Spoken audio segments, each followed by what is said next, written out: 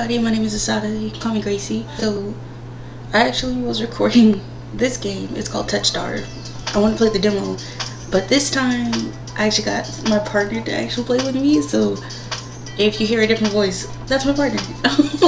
It was actually really fun, and they got into it much more than I was into it. Anyway, so Touchstarved is supposed to be a visual story, and if you're not into visual stories, I suggest you skip it. If you're not into romance games, skip it. But it actually is pretty fun. Also, this one is gonna be kind of long, but it was really fun. Anyway, thank you so much, babe, for reading with me. Thank you so much for watching, and I hope you enjoy.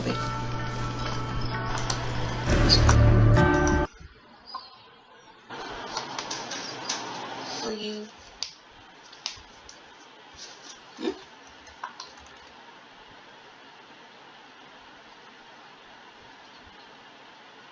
Oh, okay. Alright, thank you. Thank you. Oh, okay, never mind. I'm like, does it have something super lewd? Yes.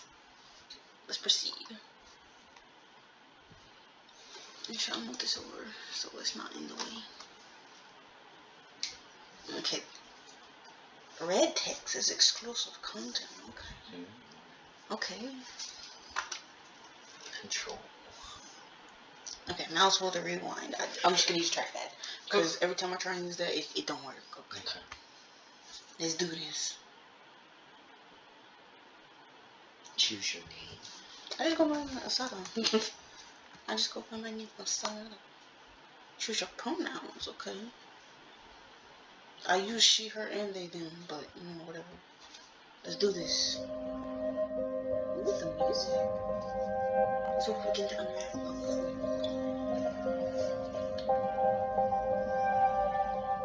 it all started with fall. Okay? You're doing this delusional scenes where reality moves so thin it's blue. From the fog emerge monsters and human beings with unnatural powers. Some possess language and intellect, others were mindless beasts driven by little more than bloodshed. As unrest spread in cities fell, humans cowered in fear. Monsters thrived amid the chaos. And then there's you. Am I special? Am I one that tames them? You don't know what you are, but one terrible truth is certain. You were born cursed, with hands that alter the minds of those you touch. Not me. Choose your path. Okay, so first one is the unnamed. A fallen oracle. You were raised as an oracle in a remote temple. The priest claimed your touch bestowed enlightenment, but a visiting image revealed your curse for what it is. Spurred on by the mage's word, you fled in search of Zenobia, and regularly experienced unnatural premonitions that rattle your body and soul, and an 8-6 sentence gives you heightened awareness of hidden supernatural abilities. The second one, the exile, a solitary survivor. You were exiled to a life far from civilization. Your only kinship was an elderly hermit who taught you how to survive in the wild. He lost his life in search of a cure for you, but left you with a final lead to pursue soulless behaviors in various languages, intuition for detecting danger. Third one, the alchemist, an Leander mage. An exiled Sinovian mage took you in as a child, raising you as her apprentice. She seemed to take pity on your curse, but you discovered that she was cultivating you as a test subject. You fled to Sinovia, seeking a cure. You're an experienced spellcaster with an encyclopedic knowledge of alchemy, spellcraft, and history. With little observation, you can identify subtle effects of magic. They all sound good.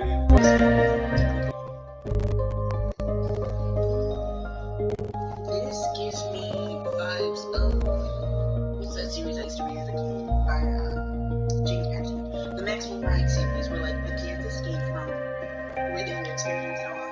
This kind of reminds me of what is it called? The Walking Dead Telltale series, where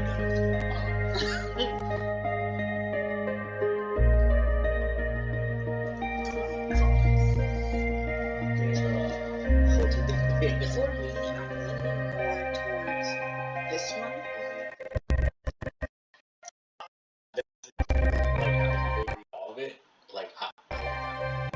be honest, I first was starting to like here.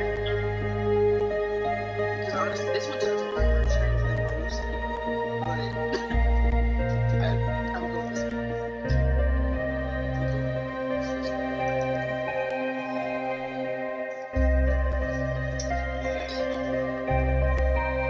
Yes. Thank you for confirming with me. I mean, they could have just been like, all right, cool, let's go. Like, are you sure? Wait, what if I change my mind? No.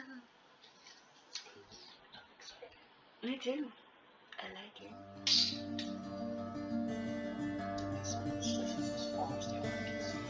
There's nothing out there. The ever-present stench of decay, countless summons, bleach, bones, cast like seeds across the hands, or barren lands. I could say death doesn't scare me, but honestly, I'm desperate. It's been 2 weeks since I joined the airman battle across the waste. Finding a group that would accept me as a bug, a trail in itself, a trial in itself, I can't hide my hands in the flame crawling questions. But sooner or later, people always expect something strange. As rational goes first, sparks can't see how dry attention goes. It's very good to see to myself.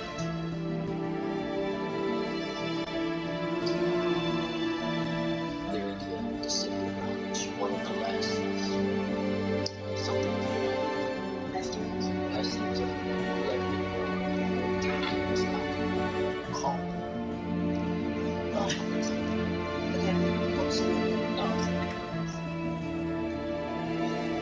All the world's knowledge gathered in the cry silence with gurgling. Was all the glass at the first 10 minutes of fog soaking beneath the wagon.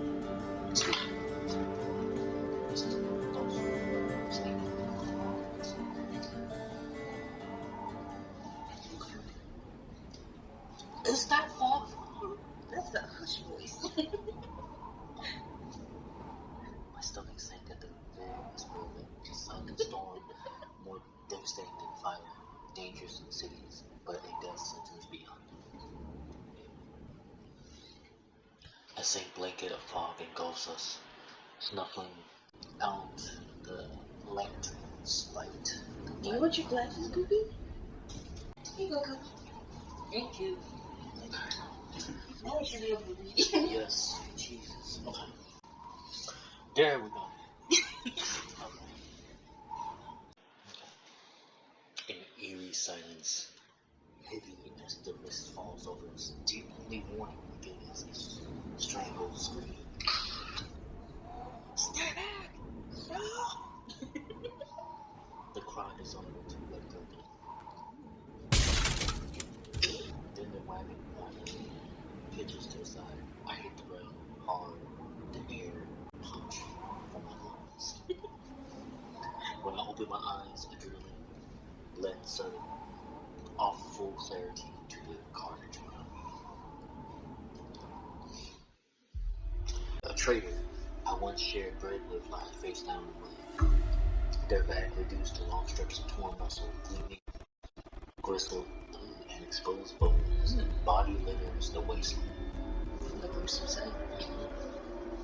Ooh. I tried to rise, but my ankle exploded with pain, so blinding. White blues across my vision. Only when my eyes finally adjust do I see the dark shape before me. A soulless stoops over the twisted form of a carabiner.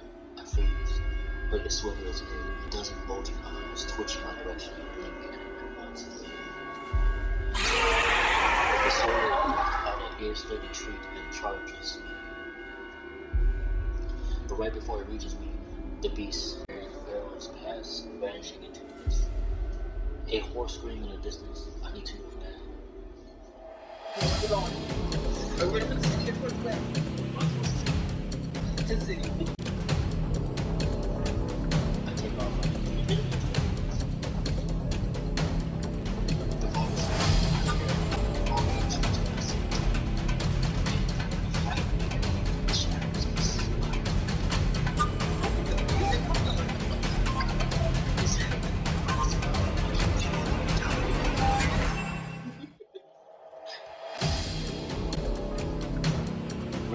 starts to go all around me. I turn in circles, frantically searching the pigs, the source, but the fog of twisting swings, shadows. Suddenly, the first swarm out behind me. He knocks me back to the ground and slips on the edge. Slowly. Oh no. It catches the driver eye in his road. Breaks his stomach with razor sharp claws. He pulls apart like ointment, spilling me twisted viscera and a steaming tide. Fighting the urge to eat, I fall frantically through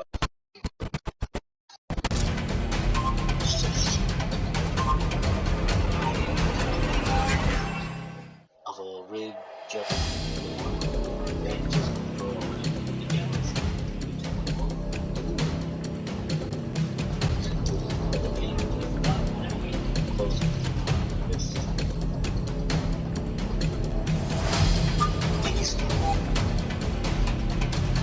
one of the trappers leads me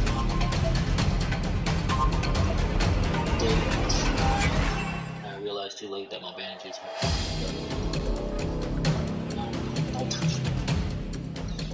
The sensation of their thumb brushing on the back of my hand sends a shiver down my spine. All it takes is one touch, and in the space of a breath, my curse takes hold. Oh no. Their lips peel back into a deranged grin.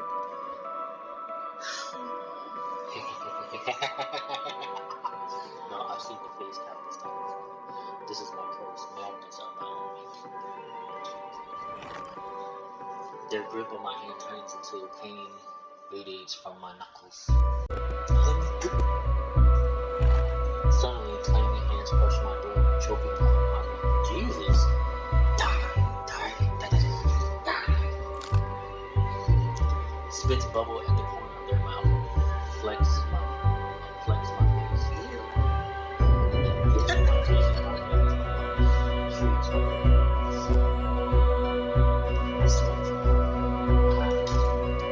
I feel like we should fight. Yeah, before we go, We should at least try. my parents got me to the tracks, but no matter how much blood I draw, it ain't the more I struggle, the tighter my pulse becomes sore and this can't be happening. I'm gonna die, and not because of the fight with the soldiers, but because of my curse. Oh, that's nice. Tears take my eye. No.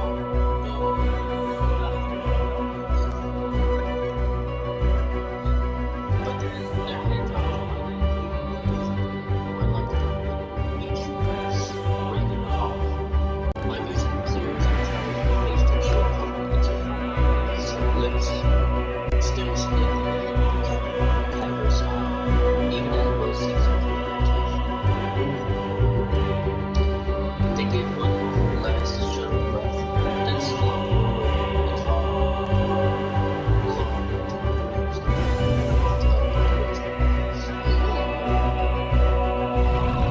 The surface of the body is like We just can't get away from this thing, can we? there's a flash of horror Please don't try. I thought you could, but as I sink into the water, all I can feel is the grip of silks filling my mouth and the icy embrace of shining waters. My spinal arm resting among the aqua freeze, mine neatly severed at the elbow. They should have taken both arms without we could have at home. Instead, I died cold and alone in a desolate wasteland. A figment for monstrosity like me.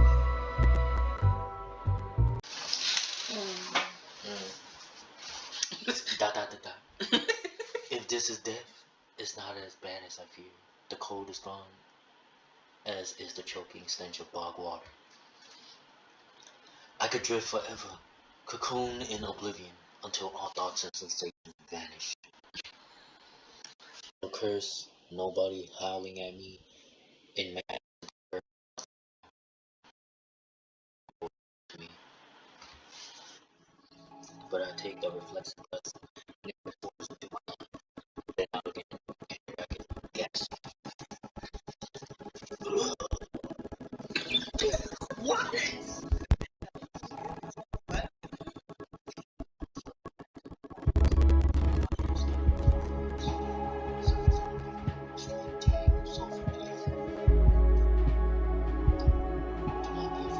Sir, I am very afraid. I've never been more afraid in my life.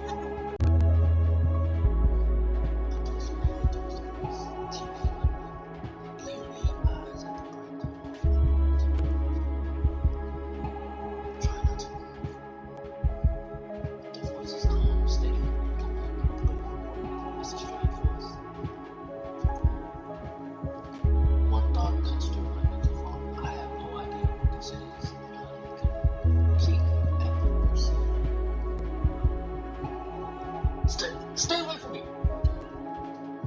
My words come out of I clamp my mouth shut, hating how weak and helpless I seem. No. No? Who the hell is this? I lay back down and sit up. Oh, we're still registering everything. I said we lay back down. Like, okay, I lay back down. We could sit up and check out our surroundings. We could. Yeah, let's get this move around. I managed to put myself up on one elbow, but my hands swings and my spine gives in the lurch. A stubborn patient. I sure am.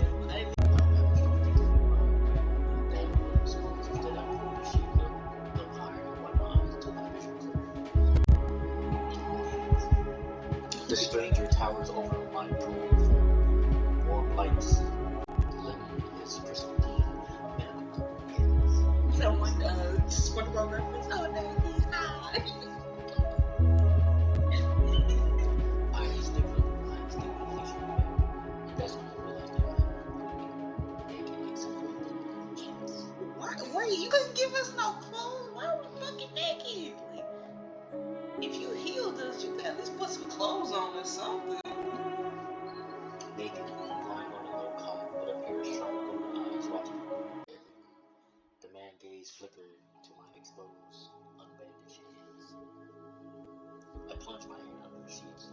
Those two lay must have noticed what they looked like. Strange, cursed, inhuman. I braced myself for his inevitable disgust, but his courteous smiles. He just watched in placid silence as I struggled to make sense of my surroundings. Where am I? Who are we? Be calm, you were saying. Whoever this is, he clearly has no idea what I am. I've never been safe anywhere with anyone. Even the shrine of my childhood turned out to be a horrific lie. I scowled, pulling the sheet protectively around myself. Where are my clothes? The man golden eyes there like a sharp fire rustles the paper in his hands. I see. You are not to be dissuaded. Sure. Your clothes were torn to shreds when I found them, but I procured replacements. Put them on me. With a soft breeze, he rises from his chair, giving me a better view of my surroundings. I'm like taking it apart. Look at the microscope and everything. The test tubes. So I'm just taking it out of my papers right now. I'm like, ooh, where are pistol? All these different things. This looks like a medical clinic. Bottles of smoking, alcohol, the coffee, wine, and rose. That air makes my nose twitch. A faint whiff of smoke and something distinctively metallic.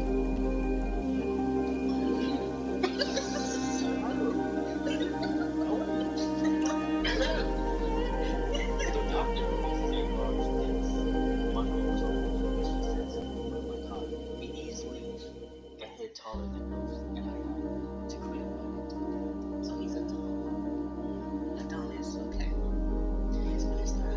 Never mind your clothes. Put the clothes on you. I'll say thank you. You brought me some clothes. Thank you. That should be polite. Especially since I know what you can do. What you want. Stop. Maybe this game sounds like hot freezing down my spine. Something about me, man. Like I have formed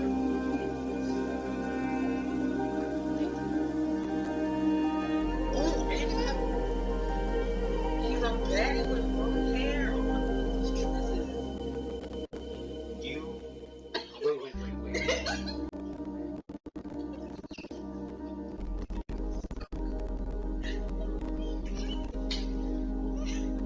With a curtain on, please don't. I hear a soft click as the lock turns back. When I don't hear any more footsteps, I reach for the hand. Bundle of clothes.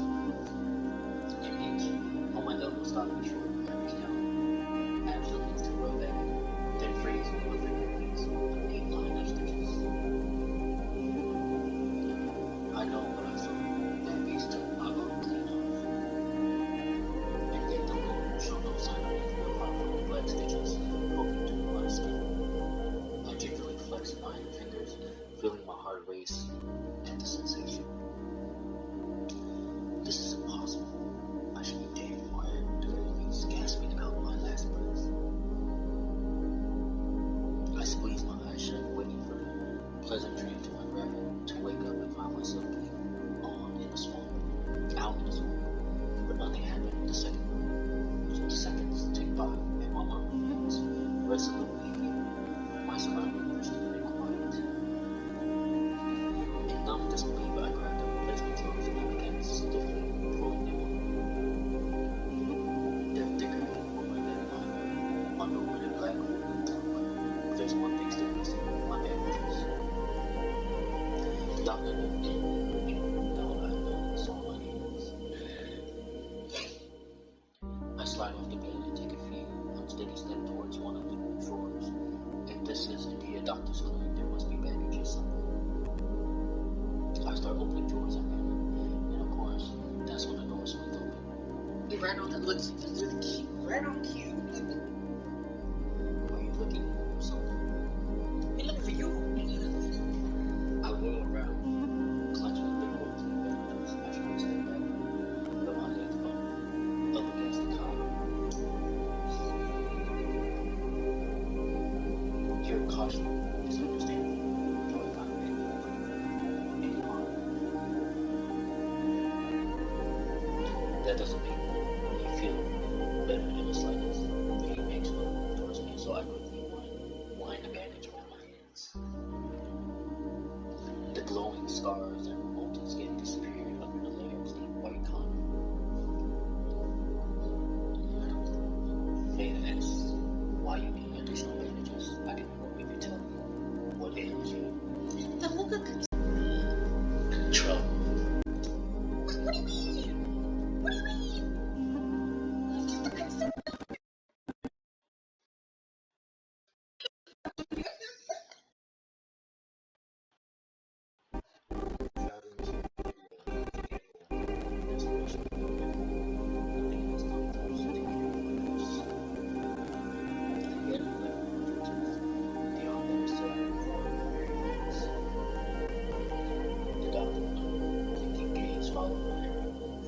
It's clear he won't drop this without some sort of answer. The bandages protect me, and they warn others to stay away. I try every way of covering my hands in this way, and this works best. Most people avoid touching me as soon as they see the bandages. An illness, then, or a less mundane affliction, spread by contact. I flinch. He doesn't even sound surprised, and that's far too close to the truth.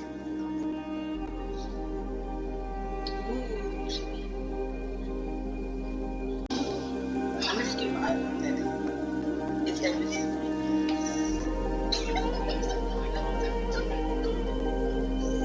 They just go and sell inside. I'm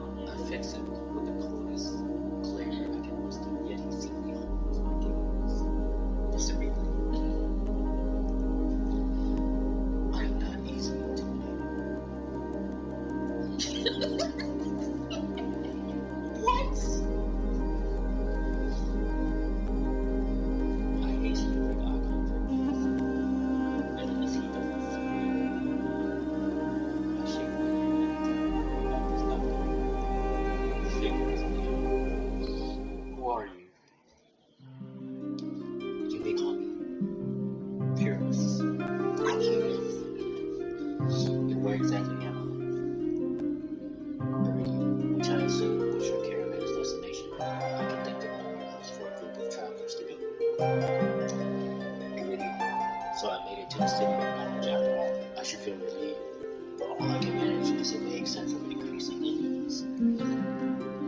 How did I end up here? I bought you in my clinic, of course. You were the only survivor from the caravan, barely clinging to life. You needed immediate treatment,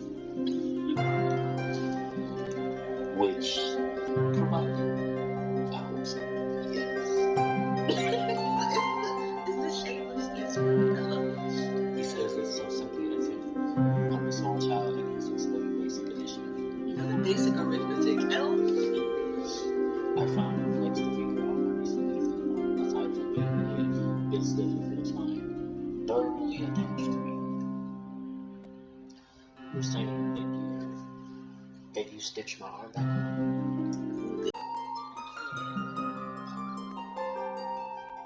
I didn't say that. A soulless attack it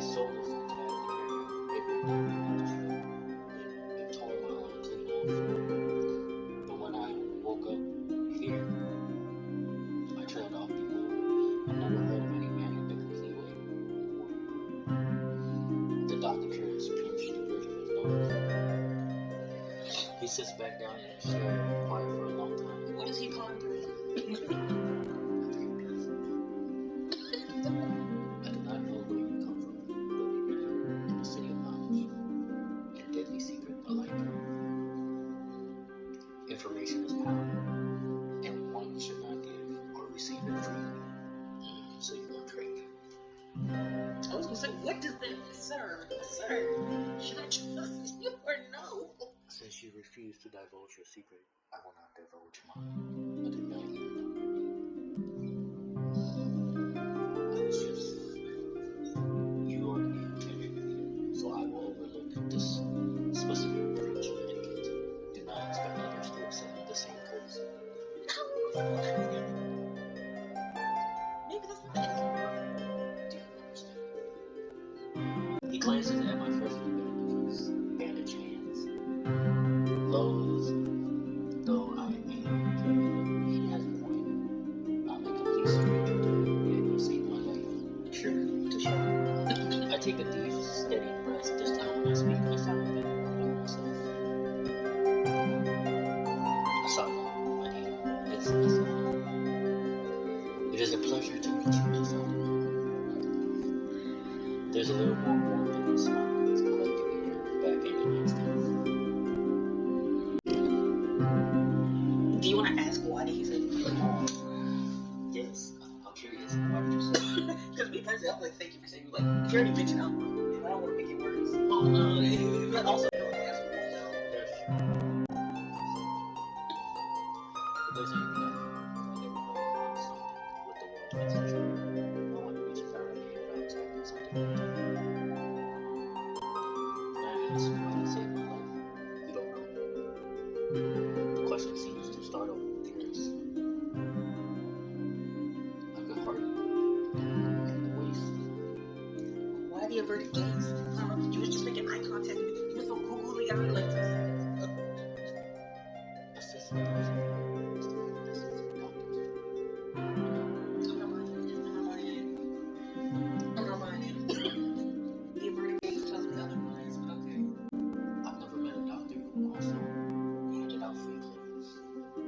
Have you never been to a clinic? My finger find the edge of the cloak. They're subtle but delicately embroidered patterns around the hem. I try not to think about what Christ cares might demand for such well-made clothes. No, I suppose not. Forgive my reflection. I really come across such a fascinating patient. Oh, you think I'm fascinating? I know it. What did you just say? What did he say? I simply don't know if you cling to life so resolutely or brave such a perilous journey. I could not help but curious about you, Asada. Are you curious about me? Anyway. His voice dips to a silver, and he abruptly looks away.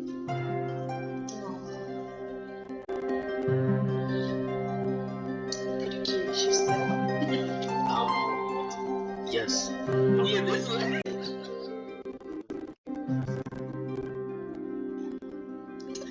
so smart. Look at the smart. Well, I haven't forgotten about Robin.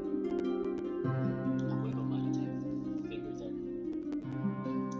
Clearly not. You haven't asked me for any payment either. I require none from you. Travelers do not have requirements of payment. This to a straight face would be unacceptable. Oh, you won't leave me high and dry. Thank you for not leaving us destitute. I fall silent, unsure what to say. Nobody will open the door like me for free. There has to be some kind of catch or trickery. A loud knock at the front door stops our conversation cold and spares me from having to say anything else. Duty calls. Back you. Unfortunately, you're not mine. What do you mean, unfortunately? So you want to spend more time with me?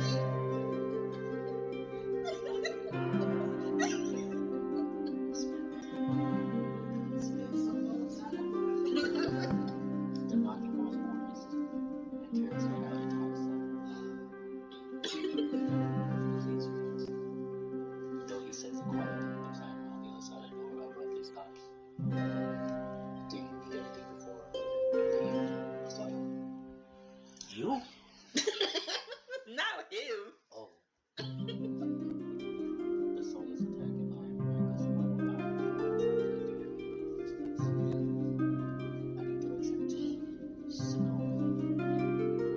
The Snowy. Why is he angry? Why are you angry? Hold on. The look on his face pauses, choosing his words with caution when he speaks again. Whatever you seek, it is very unlikely you will find it there. The Sinovian gates open for precious few prisoners, and even if they open for me, it will not allow me to find inside. My heart sinks. Is he saying that I come all the way for nothing? Risks, life, and love for nothing? No, that can't be. I've only just arrived, and Iridia is the largest city. Still standing, there has to be a cure for me. Then if not this Sinovian, where would you suggest? Do you know anyone else in Iridia? I shake my head. Then I suggest a local guide. Head to the wait and ask for Leander, the leader of the Patterson. Okay, so we remember Leander and the leader of the outer stone. We're heading to what? Excuse me. The what? The what? Wait. Wait, He sounds deeply unnerved. Follow the Patterson coastline. They are difficult to miss. When you meet Leander, tell him I sent you. the small. There isn't much to go on, but Kira's points towards the back door. Alright, so we gotta leave pretty much. You'll be safe so long as you do not draw attention to yourself. We're about to draw all the attention. That's easier said than done. I've always been a magnet for the worst sort of attention. If you require my assistance, you may return whenever you wish. Turns right back around.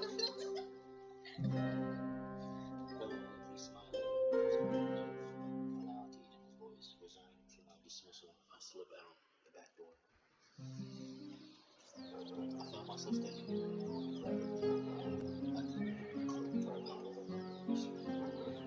stepping over the content of an empty chamber pots. Something pockets, like holders. Every last time that I spoke to the still inside. The first of the year, so full of bursting.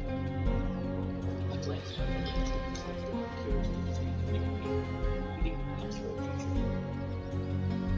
But he also said that he would be a secret. Does he expect me to give up mine so that I will? Does not make anything comfortable about it. Still, he did it. Curious gave me a second chance and had me lead on what I might correct. I better get going before he changes his mind. I squeeze out the alley and into the crowded main street. The line outside Curious Clinic stretches down to two door windows. Not cute, whether elders, any places in desperate need for cleaning as this time.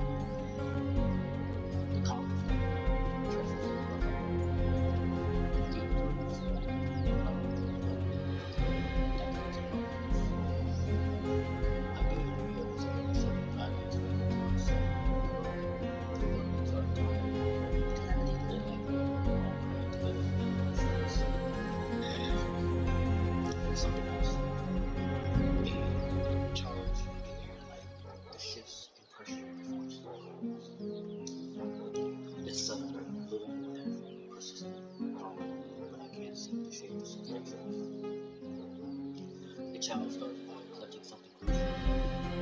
The smell of fried food and my stomach gives me a burp. This morning's dish, finally, hot and fresh.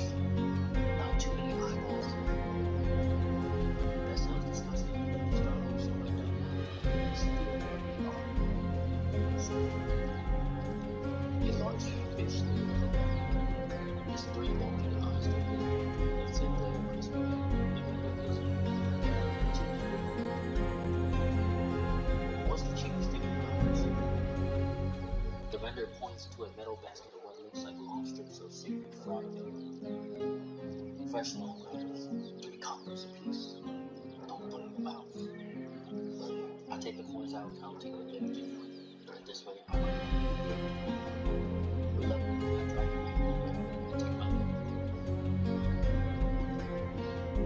2 streets later, I pass a red big cross out of the watchway. A door was dead carpet the building and this building dizzy by the colors of pink walls and tinted glass on the ground. Sheer red and pink curtains flutter in open doorways as if voices call it out. Unwittingly, inside an electric button and the sun sparkles with the crimson sense of power barely covering the salt and musk of warm bodies. This must be Iridia's entertainment industry. I'm pushing off a polished rock button from my hands and I smell it features the smiling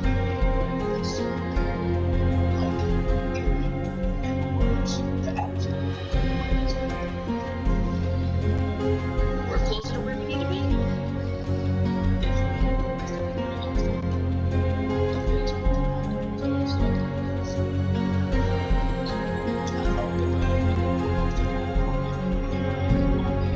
Precariously dangling wooden sign rigged up, fatal orange letter reads the Wet Week.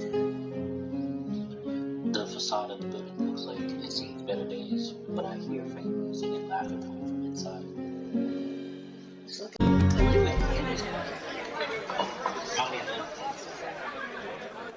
It's not even a day yet the wait is intact. A loose collection of iridiums crowd while taking up the tables and gathering the spaces. They speak amongst each other in hushed voices, their face dropping. I can sense this comprehension even without hearing words. A cursory glance doesn't turn on and I'll consider social equality. Oh yeah! Start. Now, I'm no prior curator. I'm not much bigger than and honestly, I don't even think those roles come in my size. I crank my neck and the balance 2 days for each speaker. Gather around, I want to show you all something. There's no time to move. The audience surges towards the center in single time. I'm trying to slip the room. Hey! The clatter of palms and the table show the sound of drums out. I thrash and throw out my elbows as heavy body presses in my head knocks into a table. I gripped it, holding it tight and staring at the still. A pair of gilded boots stride across the tabletops. If you want nothing but guidelines, impractical policies, and needless bureaucracy, you know where to go. I drag my eyes up. Oh! A man charges me. Arms spread as he addresses his rapid but I'm not going to be over the phone because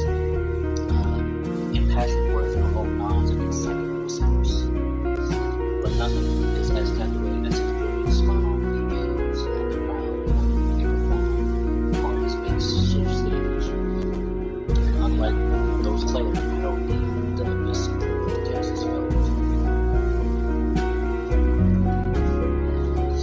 As he raises his hand above the eyes, the dagger shape here, David, his left ear catching the lights, and a flash of gold.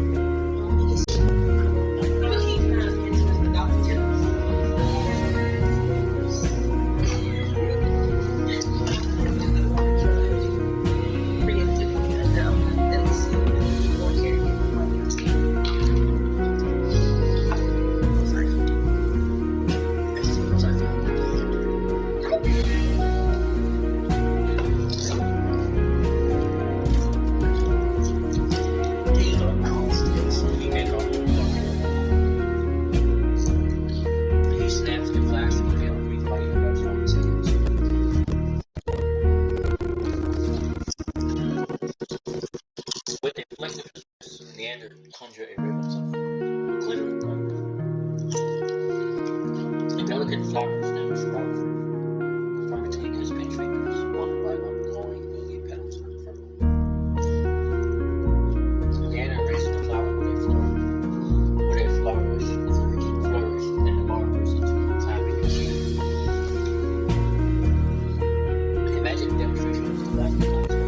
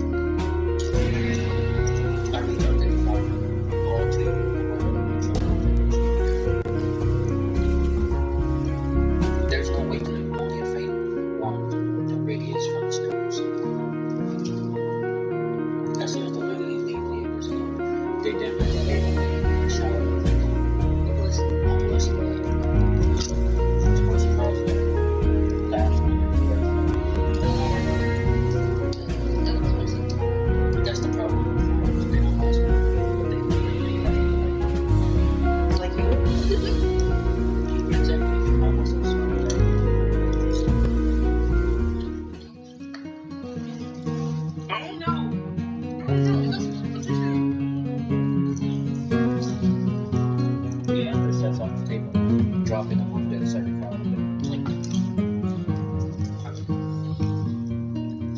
Alright. Show's over. Back to work, everyone.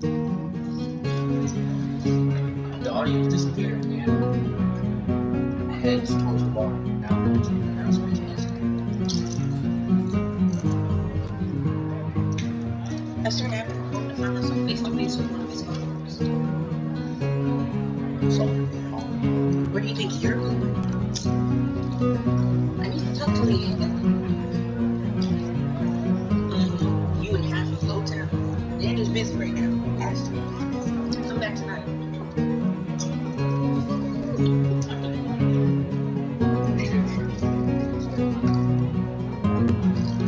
Good. Follow across her arms, tight legs over her shoulder. Get your lips to Leander.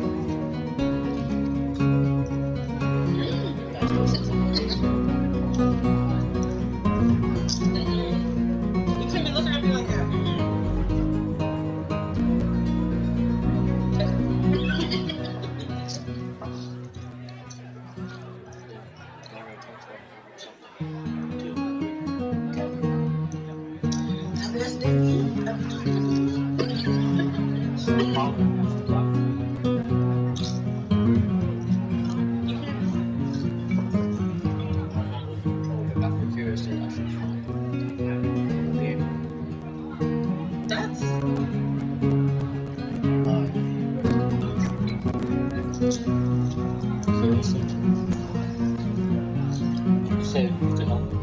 Oh, he's smiling. Oh, y'all like this. Y'all not dead.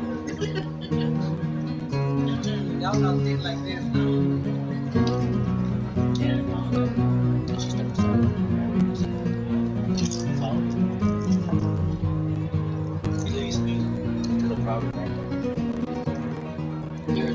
So, in this while the show progresses, there's I tend to he doesn't seem my sorry about the accent in my childhood, but they can be overprotective at times. Lesson learned. Dan is like a big brother. I feel like Leander is much more overt with his trouble compared to the doctor. The doctor's more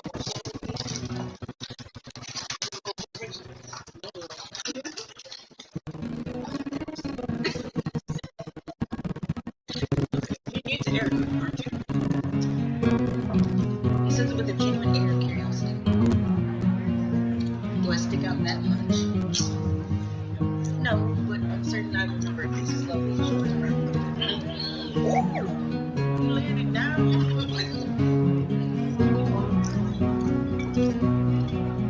Really, you are.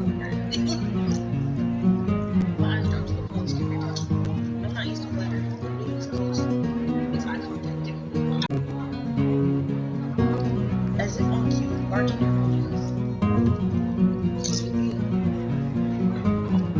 Surprise me, and everything my friend wants to attack. Ooh, I'm happy to understand. you want it? No.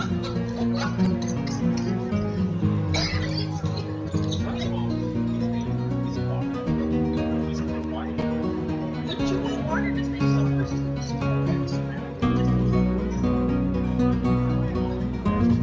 I mean, we could. Then let's go to other things that do for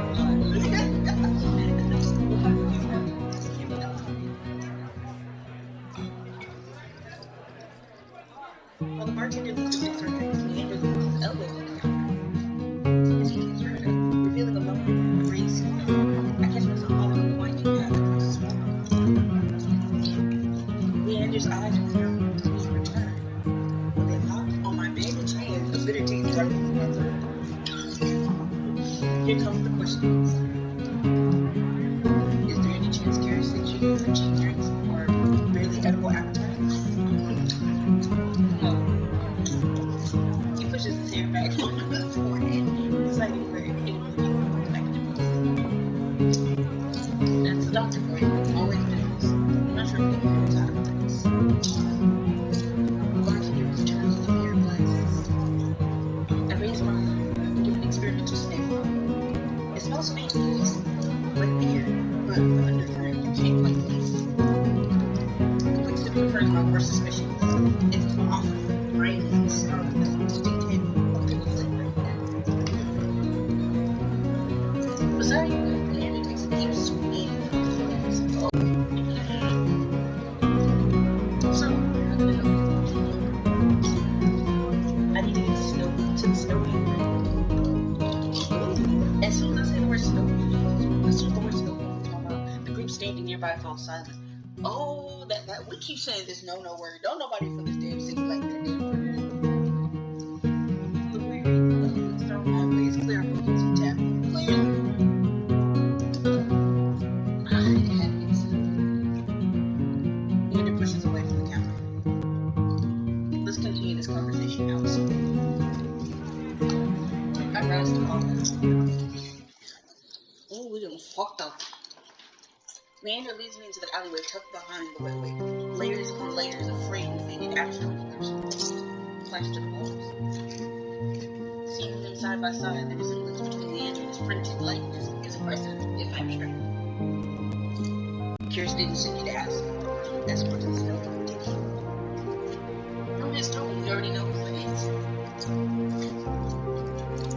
No, he suggested that I reconsider.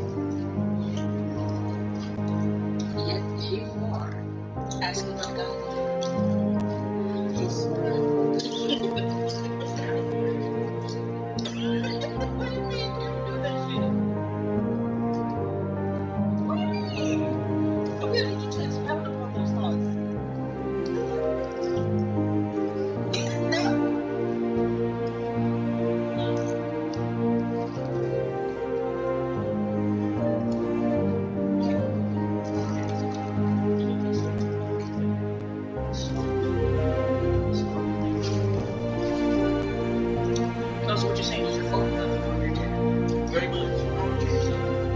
The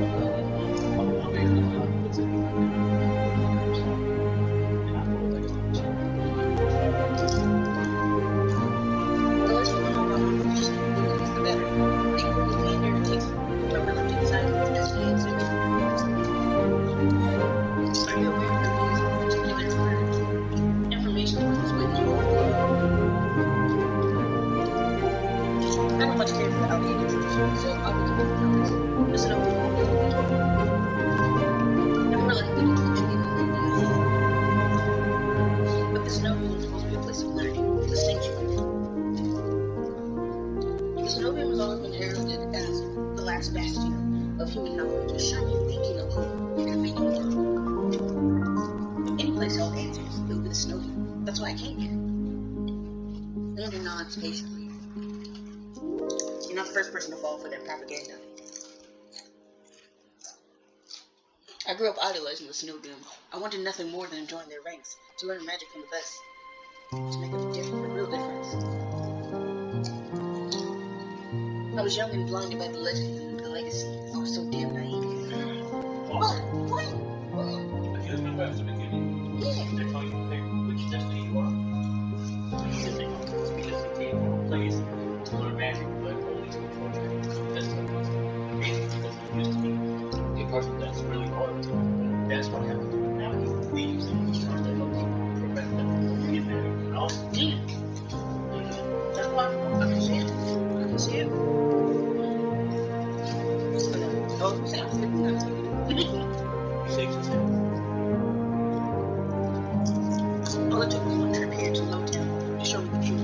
Unless you got a heavy purse or hide your blood, the snow man doesn't give a damn. They'll never open these doors. It's all a lie. Things I've seen to be true are often just that.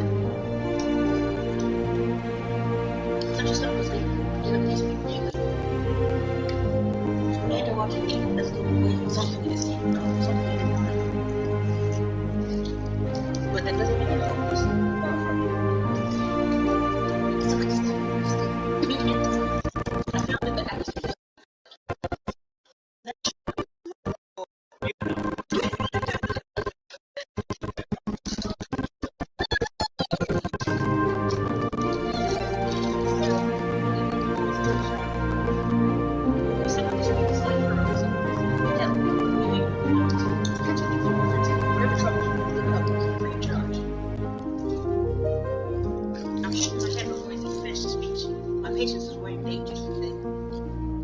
I appreciate the offer, but my problems won't be solved by conspiracies. Well, can't be solved by conspiracies. To my chagrin, Leander doesn't look remotely surprised. Really? Then you're looking for help with something serious, something not even Karis could crack.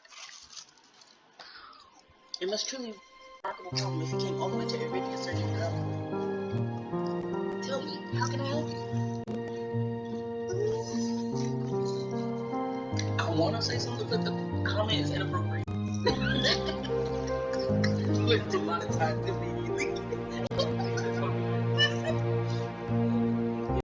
We had to make wrong, but he's saying how this demonstration. If his demonstration earlier is an indication, it's just simply not that. I don't know if I can trust him, but it's not like I have any alternatives. I hate to admit it, this is my only path forward. My confession comes out in a straight whisper. He looks me up and down, taking me my face, my eyes, finally my hands. Is that what you meant to do? My touch is dangerous, it changes me. First, before I make finish, Leander pulls his glove with his left hand, flexes his fingers and grins. Alright, let's see it. As he offers me his hand, his magic ripples across his mind. My heart is shrinking backwards. I can't. I don't care how long I won't allow myself to hurt.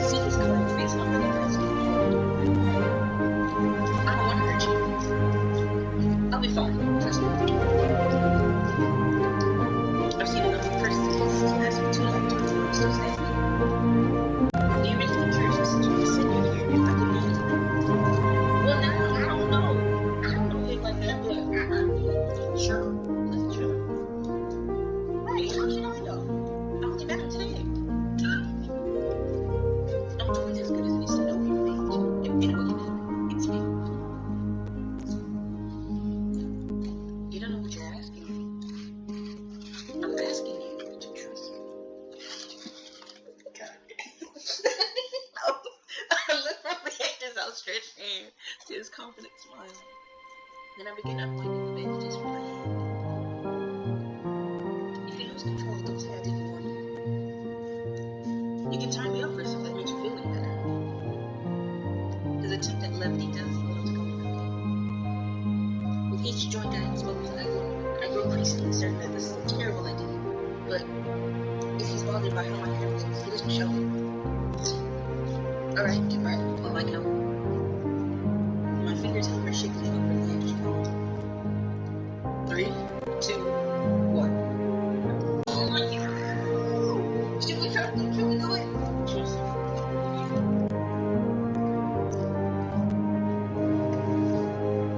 tap his palm as quickly as possible. It's barely one toothbrush, but that's all it ever takes. Heart racing, my eyes dart to his face, but Leander only smiles gently. See? It can't be. When I reach for his palm again, Leander catches my wrist before I can pull back. I told you, there's really nothing to worry about. He trails off when my thumb grazes the soft skin of his thinner wrist. I search Leander's face for any traces of deadness, but his eyes remain a clear, soft green. Neither of us speak as I trace the contours of his palm, lost in awareness I wasn't anticipating. It's not as though I've never been touched before. My curse only extends to my hands, and desperation spurs creativity. But all that pales in comparison to this. I've never experienced such intimacy.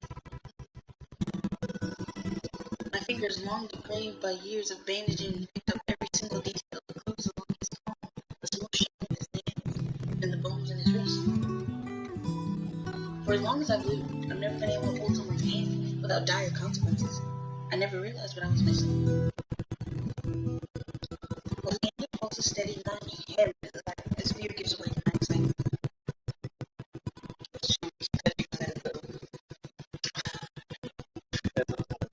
I feel like we should let him go.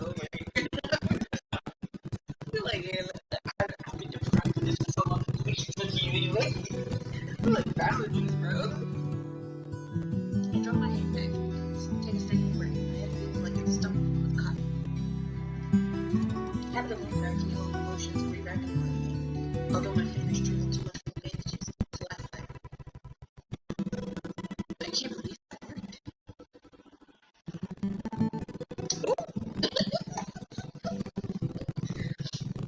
I really have forgotten my manners. Don't ask me again. I'm Asada. This person is unlike anything I've ever seen before. I can tell you're careful, but it's best you kept this between us. Are you staying in Longtown? Bro, I don't even know where Longtown is. Y'all just keep saying these things. Right? I don't know what it is.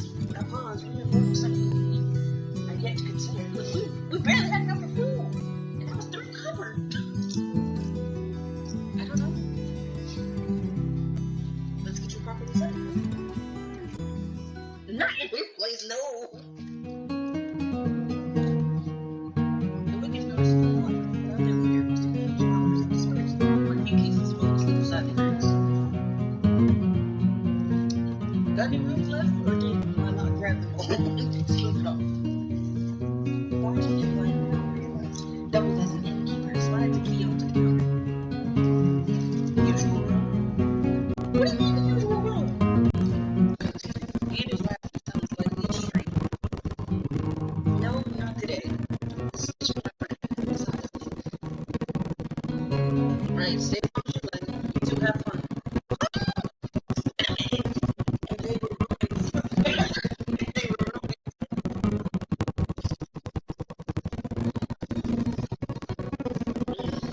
Have fun. Your previous girl holds up the key out to you. I hesitate. My corner is barely close enough for a day's worth of meal. Let him know. How much do I owe you? Nothing much, since you shared your soul. Food, drink, and warm bread, anything you need. Carefully, I take the key away. It's small, but heavy in my phone. I never expected to have a warm bed, really, let alone free meals.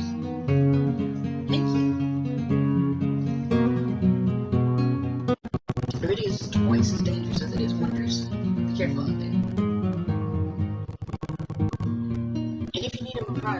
want you. Come on.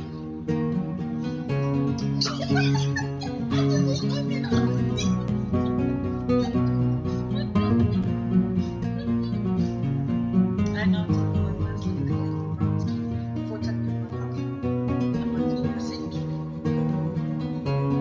And please give friendly way before turning to the hall. Dust glitters the sparse rays of light in the air. The furniture is tired, the walls are cracked, and a large lumber bed serves as the centerpiece. I can't remember the last time I slept in a bed. I never imagined I'd sleep in one tonight. When I collapse onto the bed, the springs let out shrill squeaks. I finally can allow myself to rest. My eyes fall shut before long.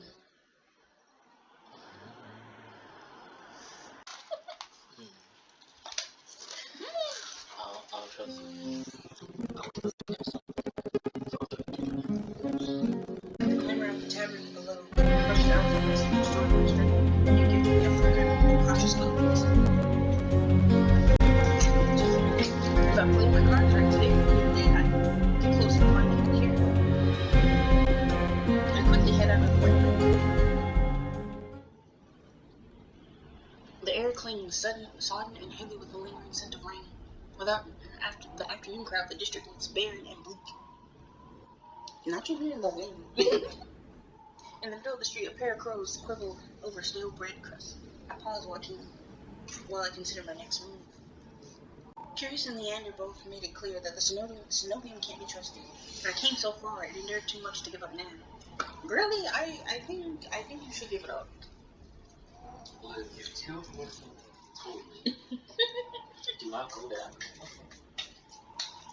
I just want something. Love that makes us come off vapid. Be like, so if two ugly men had approached you, you would still consider it? I mean,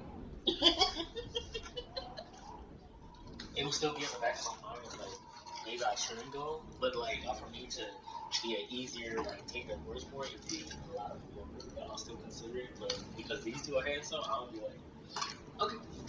I think it's more along the lines, at least for me, the fact that one, cure saved my life. Two, Leander provided me with housing and also with free meals. that's true. Because we could barely afford the little savory bread that we got earlier with the 3 copper. Mm-hmm. So we definitely wouldn't have made it to dinner and all these other things. That's true. I need to see the Cenobium for myself, if only to satisfy my curiosity. Surely someone in the bar can point me in the right direction. I'm about to turn back when a shadow passes over me. Cloud.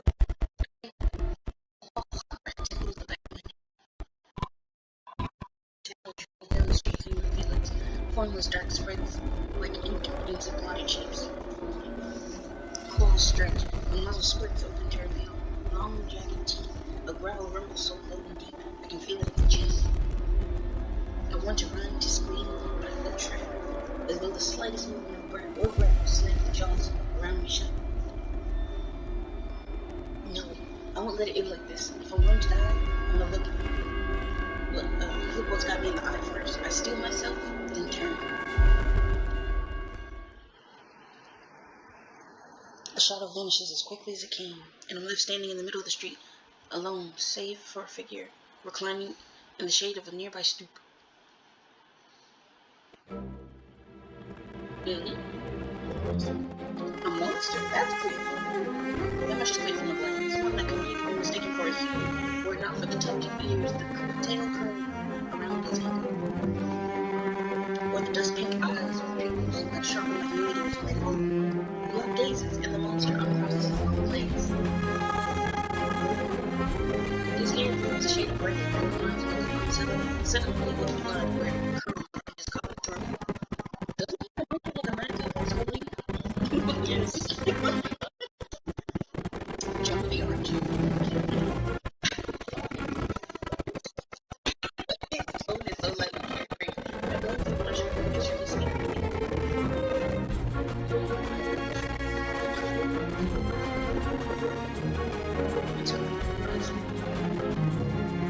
Did you see the shot just there?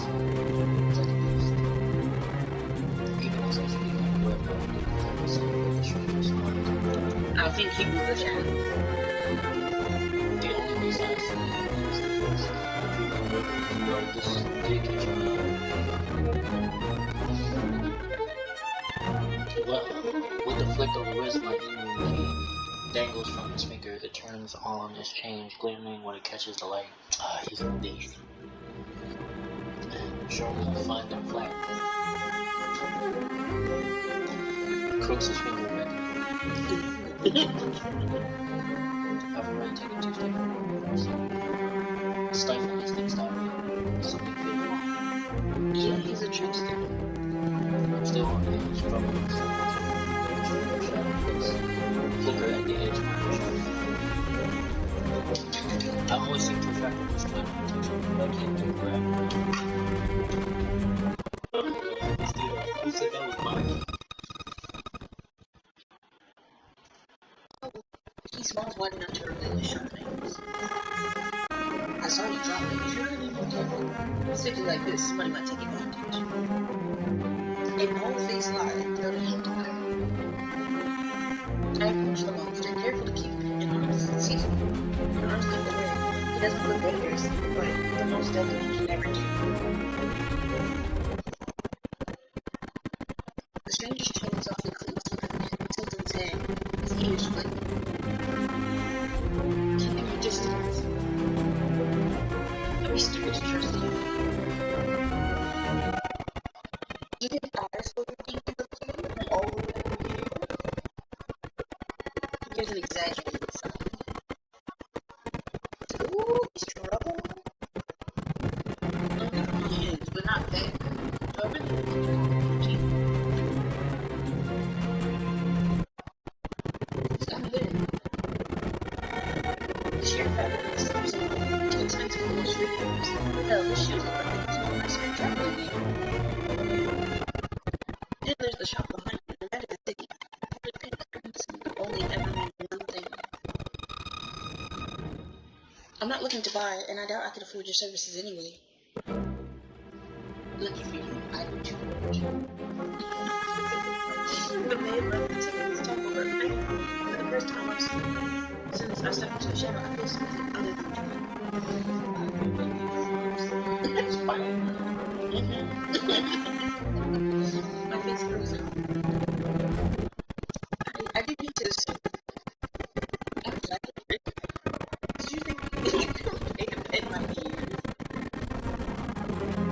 I just need my key back. That's nice of you, and I'm not going to let you tell me my tale. I don't know what that does to you. I don't think I want to do it. Just give me my key. Great, just go ahead. Spin on the street urchin inside you. He raises my key and tilts his head, so he can watch him bend back. I suppose I could just clean everything for myself. No, not that I'd be caught. Only in the wick with the rest of those slack-jaw witnesses. You're obviously not around, so tell me, Trevor. What misfortune brought you here to this wretched place?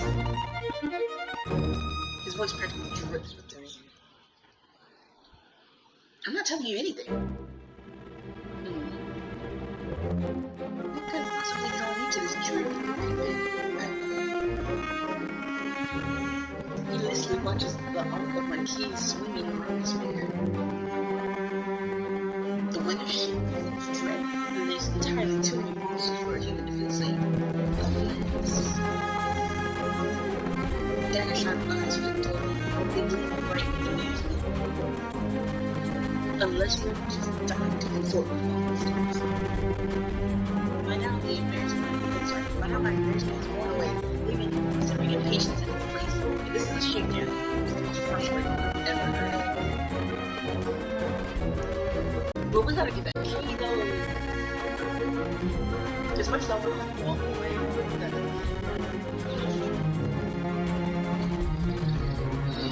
Well, walking away from using the green rock method might actually be effective in this one. Yeah, that's what I think. Yeah. She doesn't like the operation because it goes along with just do the condense.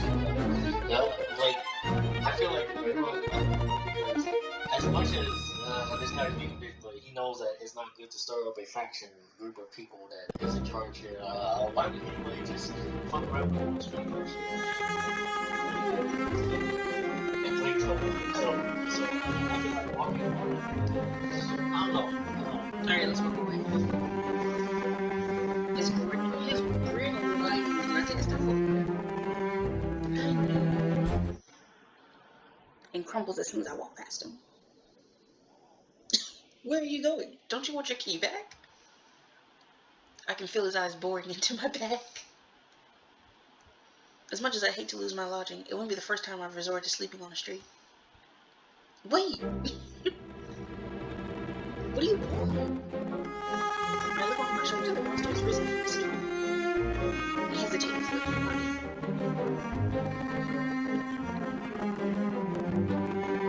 Our eyes meet for a moment before he starts. The tip of his tail thrashes it against the ground. Don't get the wrong idea. I was only playing, and I never meant to offend you. He says it carelessly, but I don't miss the way he says my this one action. Okay, genuinely, I thought he would flirt. I would go with his way. But also at the same time, I'm not playing with games. Well, that's true.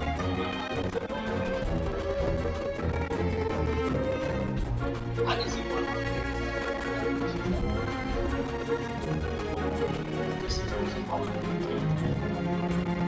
Say,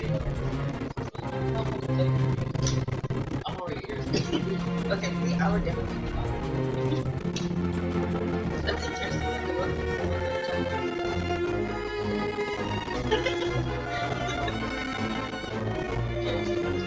Okay. I'm not in the mood for games. Give me my key and let me go. Very well. Come take it. See, I figured this was the bullshit was gonna. Ooh.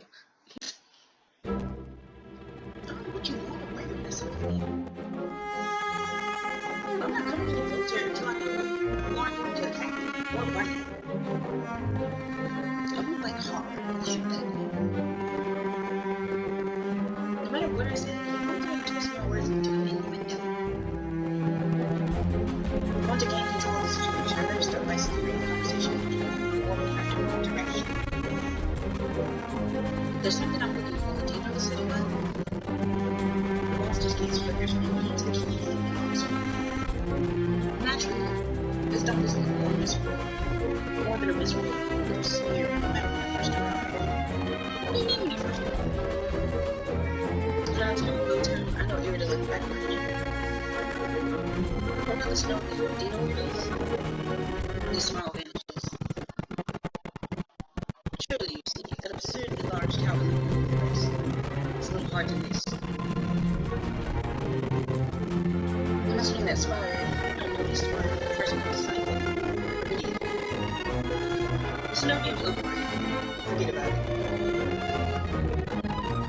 Why would you possibly want to visit that mysterious tower? What's matter to you? His lip twitches. He lets out a short, sharp breath. You're lost. The stranger finally boarding his own tedious game extends his hand towards me, the key resting on his palm, neatly dividing his skin and leather. When he makes another move, I reach out for the key, but as soon as my fingers graze the smooth brass, his hand springs shut from my elbow. I fucking knew it. I knew. Ooh! I knew it! Hey! He yanks me down and I stagger and my shoes slipping on the steps. For a single minute, I fear my bandages will unravel under his touch, but he's careful not to disturb them, even as he grips them on. I whisper, you mean the room in death? And that fucking doctor. What do you have beef with the doctor? I just got here! I don't know anything. His voice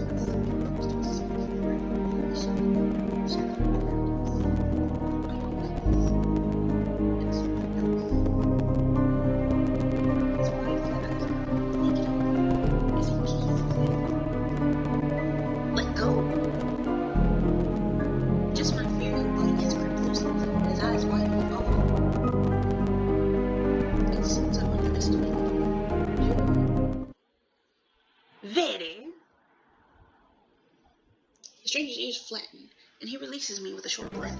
I yank my arm back, massaging my back to the I twist around to see a woman duck out the curtains behind her. Her persuade uniform marks her as a cleric of the snow cleric. I leave you for all of what, 10 minutes? I've been talking. Will you quit harassing the tourists? The stranger, worried about the thing, closes his eyes. He flashes at me with a smile. Your legs out there no good. So suspicious consciousness is a friend of mine. And naturally, he grins at me and says, switches the woman first her lips at me, clearly argumentative. Untrustworthy. All you know is wrong. I opened my arms and corrected him, very pensive. I was graciously offered my dear friends free advice. It was supposed to be his light, cheerful, his expression. Danger is drawn to you like a moth to a flame. It will always follow you when you give it time. The woman plucks her tongue as though she's heard this recital. You're new to explaining. Where to the world don't take any free advice or business is lounging in the streets. Scruples can sell water to a drowning man for the sheer enjoyment of it. She shrugs off and walks up through the air. Yours is trying to hold still. Gracefully at her approach. He pushes his ears aside and brings one over his shoulder. Over my children's person. The long line is neck. And suddenly it dawns on me that the jingle I heard earlier was sparkles, my heavy chain long around, hitching goes in a padlock to the back of his collar. The woman produced the perfect key ray from her book. She rifled through a dozen other toys before selecting one and slotting it into the lock. Come on, let's go. Your friends don't know our very little souls. They're holding their souls inside the floor. It's momentarily vague. Again, regards with a polite but tight smile marching down the stairs. Weirdly comes in. He stretches his arm and press my body down, and then I try not to stare the way he started flattens when he arches his back.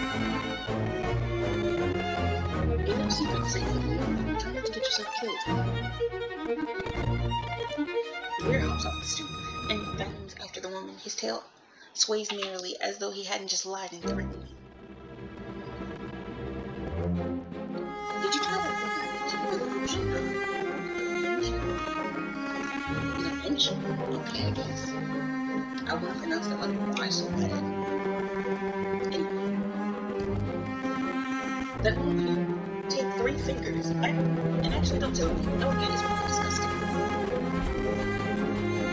Here's the Indian actor that goes down the street. It's only out there. He would clear that big stoop. It's like I realize I'm still with him. Wait! Flips clear. I show my hand to him. Then I find the golden key. I raise it high. I raise it like shirt up. It's my key. The realization. It's hardly covered. What do you want to do? There's how I can tell my neighbors. All I know for certain is that the ceremony, the Sinopian fit I saw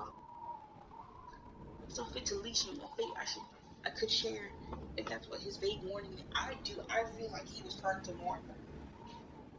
Especially with everyone saying, hey, that there's propaganda, all this other stuff, and they would run experiments on her. I feel like she would share like a similar fate as him, and he was trying to warn her. Warn us, I guess. I'll just put it like that. And then my eyes drift skyward, past the lanterns to gently swing in the breeze, to the Sinopian faintly visible through the haze. Just one glimpse is all I need, then I put this all behind me. This time, the key goes into my coin purse for safekeeping. I don't even think that's safekeeping, but whatever makes you feel safe. Ooh, pretty. It's like a beautiful picture. It's easy enough to follow the winding streets uphill towards the distant town. I hours later, legs aching, sweat beading on my forehead, I finally find what I'm searching for. The Cenobium of the Luminous World.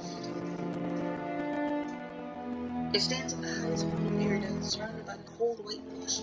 Well-dressed people stroll down the walkways, ignoring the massive tower of the abyss. I'm the only one standing before the gate. I clean my makeup to the tallest snow spot, blissful poisons the clouds overhead.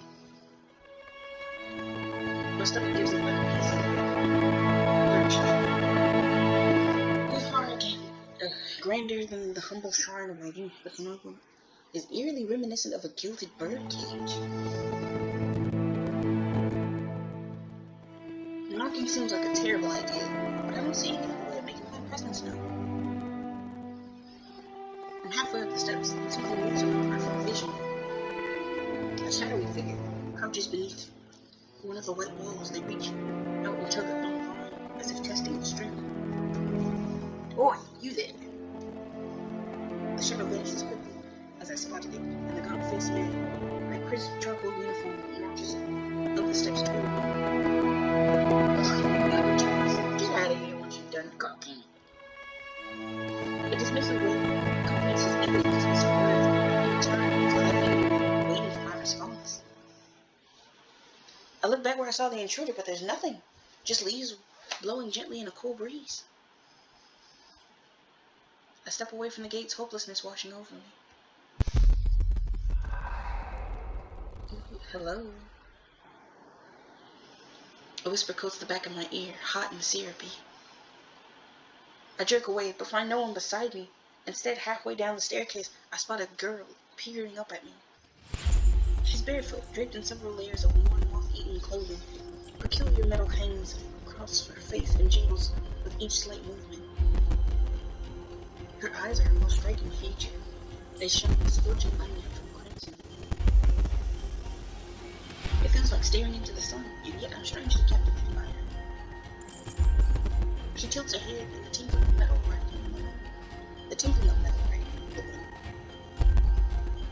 Do you need help? I don't trust her. I don't trust her.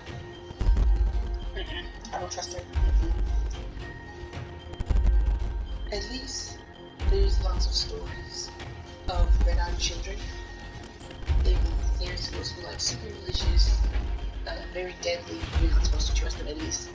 Stories that I've heard as like a little girl, so I'm not trusting it. Okay. I'm gonna say I don't. What would you say? I'll be constantly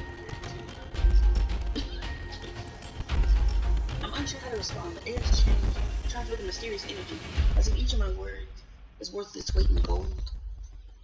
But after the experience I just had, I'm not too keen on trusting strangers. No, I don't. The giggle she makes is a churning and fluttering sound. Don't worry, I won't hurt you. She dips into a polite curtsy. My name is Iris. I was like you once. Hopeless and alone. The ones in the tower won't help you with your pain. I might be able to though. I try not to dwell on the fact that I am recognizably desperate. Instead, I focus on her vague offer as I descend the steps. You don't know what I'm looking for. I know what you know what everyone needs in this world? Iris turns and my thoughts abruptly scattered. Look at its skinny snakes. Snakes down her shoulders, blooming from a gaping hole in the back of her neck. A shuddering breath escapes me. The fuck? Whatever disease she had consumed her from the inside out? How is she able to move or breathe? It's impossible. She shouldn't be alive. And yet, I only get a glimpse of her face once more. This time, leaving me a bit bashful. I know it's not pretty, but that's not what matters. The sea spring can cure anything. It can cure you too. The shining eyes flick to my bandaged hand, then up again, so quick I nearly miss it. I stand there wordless. It's a twisted miracle, but a miracle nonetheless. She extends a hand out to me, her delicate fingers outstretched. can take you there if you like. I'll be honest, at this point, all I'm doing, I'm deep in this goddamn scene. Look, I lived with this person so long, but might as well. You can decide on your own when you see it.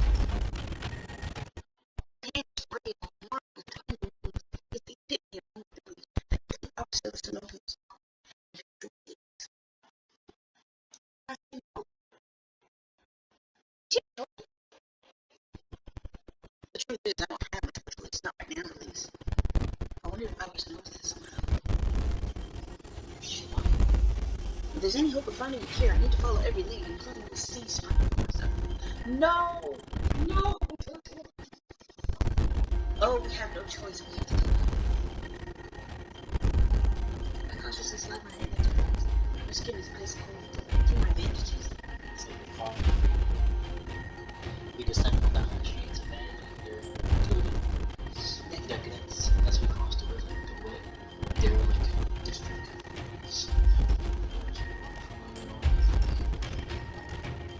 However, Iris lead me further still until I met an all too familiar sight. My gut lurches when I face the open horizon. The sea spring is straight ahead. I was hardly recognized in daylight, but venturing beyond city walls was a gamble I wasn't prepared to take so soon. Shake my head, pull Iris. I'm not leaving the city. She circles in front of me with placating gesture. I promise you, it's alright. You're as safe inside the city as outside of it, and this stretch before you is the safest of all. Oasis as if admiring something beyond the vista. This region belonged to Ace. Some call him a gangster, but he's much more than that. It's difficult to string my thoughts together. Only a fool would leave the city, but a primal instinct tells that Iris isn't lying. She twirls around with curtsy, jewelry twinkling playfully in the sunlight, her dull eyes soften with a smile. As I say the show choice, thank you for coming this far. I hope we meet again. Sigh. She's gone. Confusion grips me as I looked around searching for a trace of her. But I'm completely alone with only the vast nothingness of the waste for company. Did I just imagine everything? No, that whole encounter was real. Again, that primal instinct insists on it. Just like it insisted on Iris' honesty. The sea spring is straight ahead. If I manage to cure Iris, I need to see what it can do for me. I venture forward from nerves and determination, roiling together in my chest. My heart pounds with each step as I take from civilization. It doesn't take me long to realize it's not the only heartbeat I hear, like a flitting nag in the back of my mind. I'm certain there's another pulse thrown through that musical foot. I felt this presence before when I first set foot in Meridian. It's like a living dread coursing beneath the city, only this time it's drawing me closer. For what seems like an eternity, I force each foot forward, one step then another, until a realization hits me. I never told Iris my name. Something pierced the horizon ahead of me, a building nestled into a tall cliffside. It appears so starkly out of place that it might as well be a hallucination, dripping with extravagance and adored in honeyed mahogany. It's an ornate jewel of architecture. Dark silhouette skirts in on both sides, trees I think, until I came close enough to realize what I mistook as benches were spikes and gentle tendrils. Soulless, several of them watched me at a distance like statues. Flashes of last night chased me, the gushes of blood and screams of death, the smell of burning flesh, and siren bomb. I can't go through that again. I won't.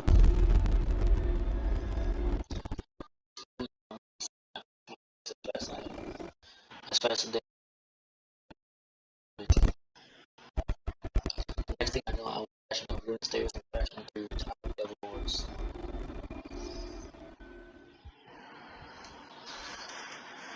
My lungs burned from exertion. I grasped for breath, desperate to be safe, but when I orient myself with my surroundings, it's more hellscape than sanctuary. Blood flows all around me, overwhelming my vision with a lurid, unfolding red. Instinctively, my hand reaches to the knife. But the rotten stench of blood never comes. Instead, a smoky scent hangs in the air, sharp and spiced. I swallow thickly, convincing myself that it's not as gruesome as it appears. This has to be the seasburg, the place that grants inheritance. Tall pillars flank me, blanketed in red moss. Seating pillows scattered with the forms. The rustic kettle sits nearby. Someone must live here, despite how eerily empty it is. Wow, what would mine say? Call out, stay silent. I'm the queen of staying silent in this type of, because I don't understand why people call out like this. It's like, what do you expect them to be like? Oh yeah, hi, it's me. Want a sandwich? Like, That's true. Most I would do the same, stay silent.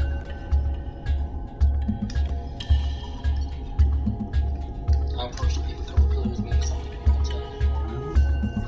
I reach forward. I'm off the closest one. ooh.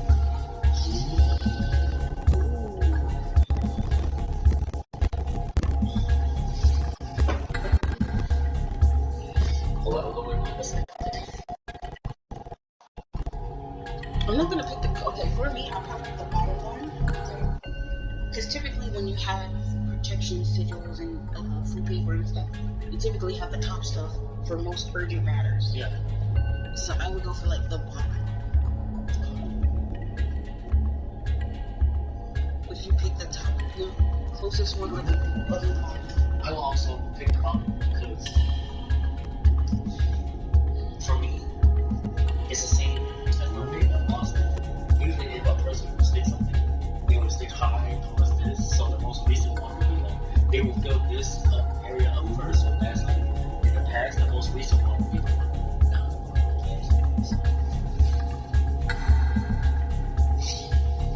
I reach for a note at the lower end and it reads, they watch me through the mirrors, they won't stop staring, they know what I did, but they won't have me. I'm safe for now, I'm safe for now, I'm safe for now. That just looks like random words. I don't know. Those just random letters. The writing deteriorates into unintelligible scrawl. Before I can ponder it further, a sharp chill runs down my spine. Something's watching me. I quickly set the note back, my eyes darting around the wooden deck, but it's still empty. Finally, I look towards the sea spring. That stillness hides something deeper, something wrong and familiar. Hey. What do you mean, hey? I spin around from face to face with a pack of souls. They chitter and laugh, tentacles makes flaring green. All different sizes and species, but sharing one identical tree. Glowing comes I try to break away. I feel tears over the sea spring. I'm watch yourself, it's deeper than it looks. That was deep. And the sound of the souls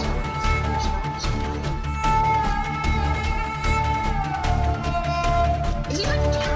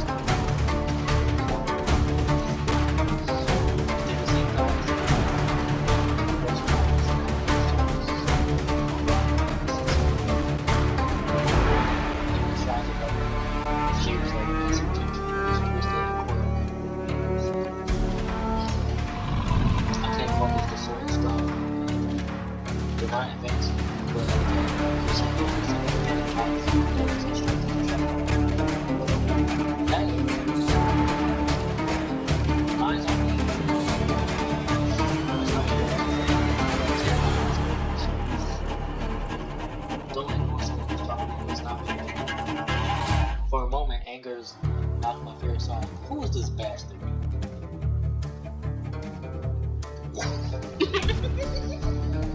We don't know him, and the soulless seem to listen to him, so I'd rather be honest. I'm kind of distracted by the souls to me. His name was bastard.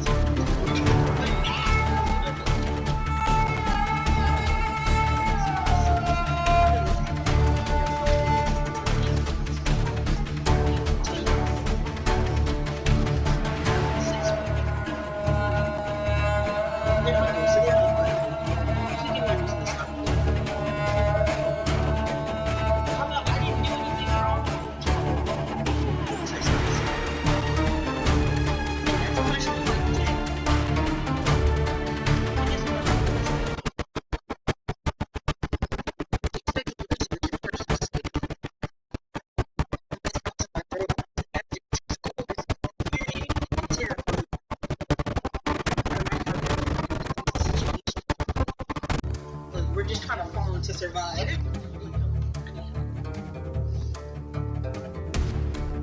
Okay, fine. I need help. I got the seats real quick. Carry me somehow.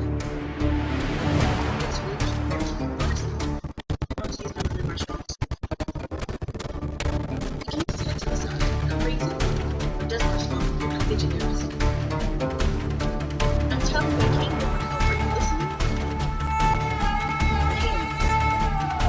Alarm bells. I have my hands. Show me. Why? Don't ask twice. With a sharp exit, I looked to the air and the chains. Are you going on with this? Unwrap them. He brushes to my knees and guard my tongue. I took a piece of my mouth and put it on my socks. Hard, ultimately, shreds. And no matter what I do, on stage for me, I stand up for a long time. My hands are trembling, my arms are racing. Another spin of my heart, and he's unnatural flesh. I'm going to despise.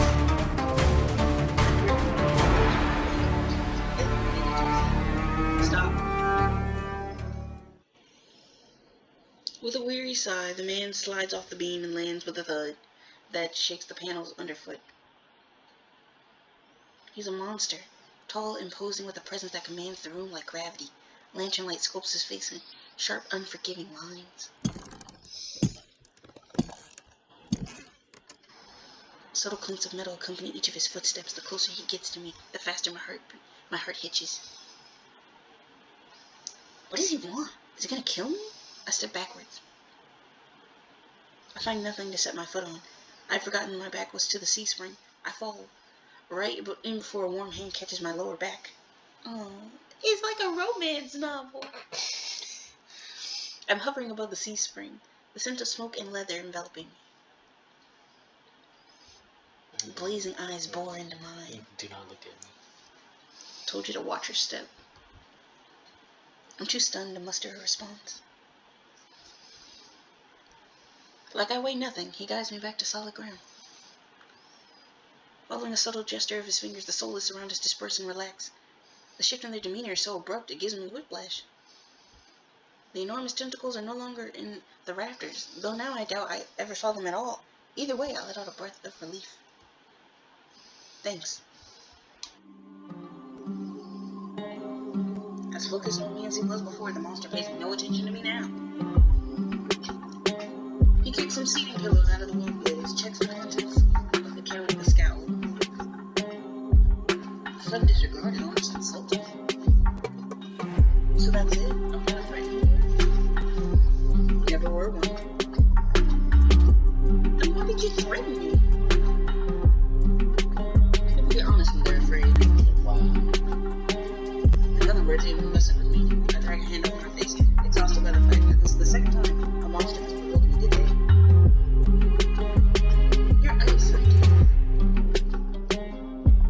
Depends who's asking. One of your friends told me this was your territory. He said you were a gang leader. But there's no one else here. I thought there'd be more people. Ace spits up the kettle, walks to the edge of the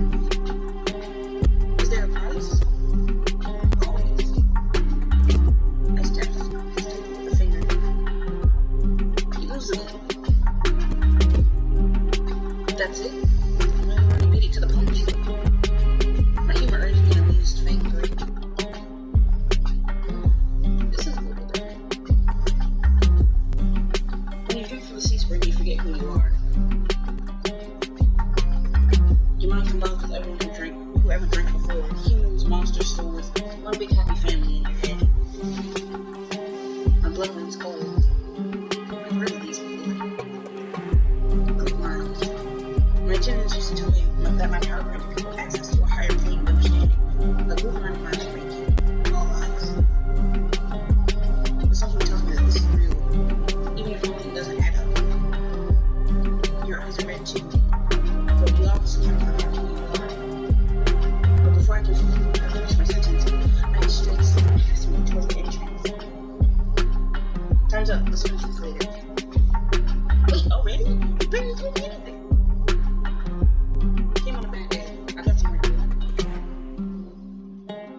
There's so many questions burning on the tip of my tongue, and my frustration spills out before I can ask any of them. I was told to come here for help, but instead I got threatened and kicked out. You're joking, right? Watch your tongue. Be nice. But you don't want to ruin my whole story. My skin prickles. The feeling of being watched watches over me again. My eyes dart over to the sea spring. A lone ripple dances on the quiet surface. I take ices of ice and clamp my mouth shut. Eyes approach a nearby soulless, a lanky dog, one with 6 legs and a crown of tendrils, several sets of red eyes adorn its sides. Its forked tail wags rapidly when eyes squat beside it, and run its fingers through its tendrils, scratching its chin and pats it.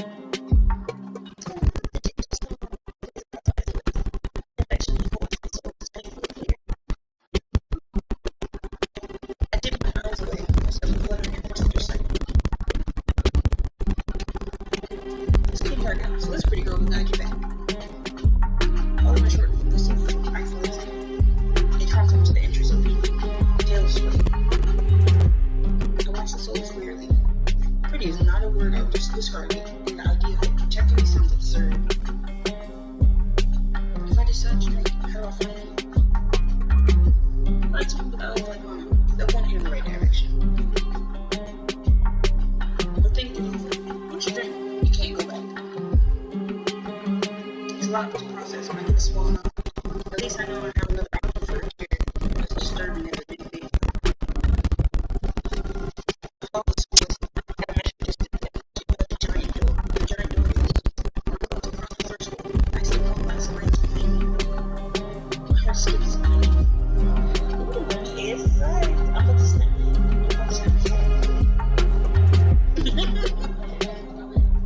Not him as the doctor.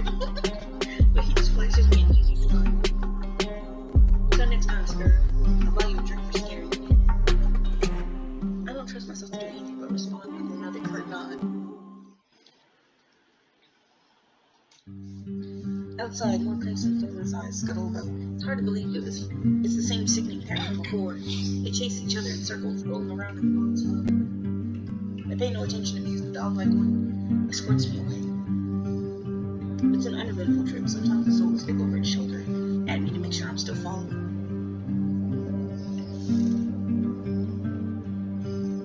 Dust darkened into the sky by the time we reach the city.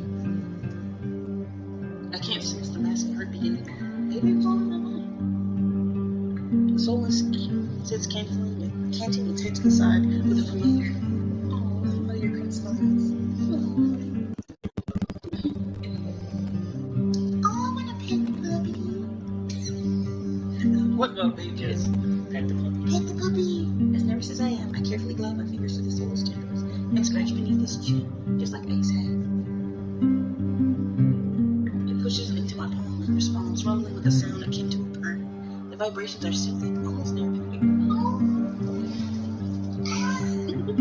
When it's satisfied, the soulless spins around and scampers back in the direction we came, vanishing into the darkness. Oh no! I just arrived. I was like, It just made something. very We made a friend! We made a tentacle friend because there's tendrils. I've just arrived in Iridia, but I've already encountered so many things I thought were impossible. Tamed soulless being one of them. My head spins. Maybe I should call it a day. Girl, go back to your room. Go back to the room. Go back Fam. to the room. Fam. Go back to the room right now. Don't tell them what happened. Trains across the street of Area. The city labyrinth sign, even in daytime, has now become a worn-out, treacherous alley. The streets are completely deserted. If I had been here earlier, I would have thought this part of the city is abandoned. My steps slow when I hear rustling in the dark. I strain my ears, but everything is still. It's the silent playing tricks on me.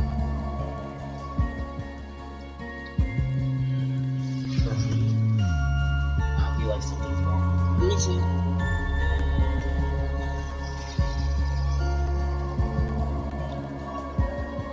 Something's wrong. The fine hairs on the back of my neck prickle. A prison, a discomfort running down my spine. Something is wrong. My eyes start from one side of the street to the other, searching for movement, but the shadows are as deep, as dark as a pool of ink. I need to reach a busy apprentice table, drawing my cloak tighter around my body. I heard. Though I kept my eyes sharp and listening intently, there's only the sound of my own footsteps. As the moment passed and nothing happens, I begin to wonder if I really did actually have noise. I turn the next corner and my thought came screaming to a halt. My head spins, the world is blurring as adrenaline rushes through my veins. Only one thing is clear amidst the haze. The soulless that attacked the caravan. It crouched over a dark, indistinct shape, a body. A garland of intestines spills from pellet flesh, bloods, grounds, the cobblestones. Holding my breath, I take a step backward. When the wet, slurping sound don't abate, I take another, then another. Then a sword of glass clenches under my heels. The world slows to a crawl and the soldier raises his head, blood dripping from his tendrils, every single one of his bulging eyes fixed unblinkingly on me. Ooh. It's really here. It came back for me. Run! I'm off like a shot. My life is your dark streets. Chasing days is the sun's end. Maybe football down there. My heart thunders in my chest. I take a turn at my back, trying to lose the soul. I can hear it breathing, and then it went fluttering across the line. That same claw that set my arms right out of the dust. My pure reflex and skid around the corner only a wall twice as high as the bar wall. I did. Behind the whistle is it's one instant where the fire was back in the fence. Long claw tip.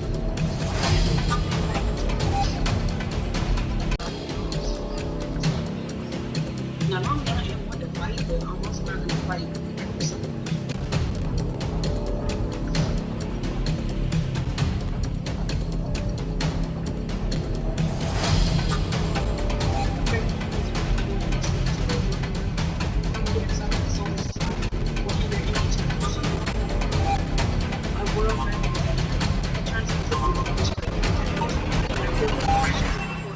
A weight hits the door from the other side. It slams each other.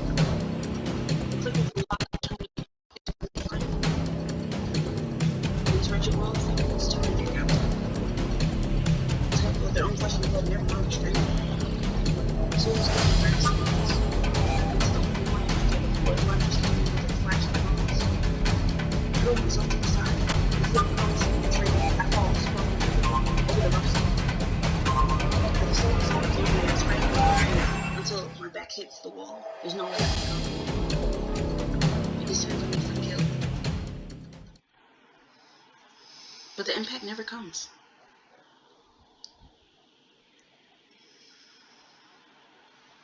I rarely crack one eye open, then the other, not sure whether I should believe what I'm seeing. A hooded figure crouches in front of me, blood-stained hand outstretched. Moonlight silvers the edge. Moonlight silvers the edge of their stiletto knives. Their face and hands are splattered with blood and the souls. My eyes dart past my unexpected wristwatch to my mishap form behind them. The soulless, many eyes, once restless environment now looked dark and waxy. The red pool spread slowly from my now more shocked I can't even was there after all the people it's killed after killing twice I can only this day.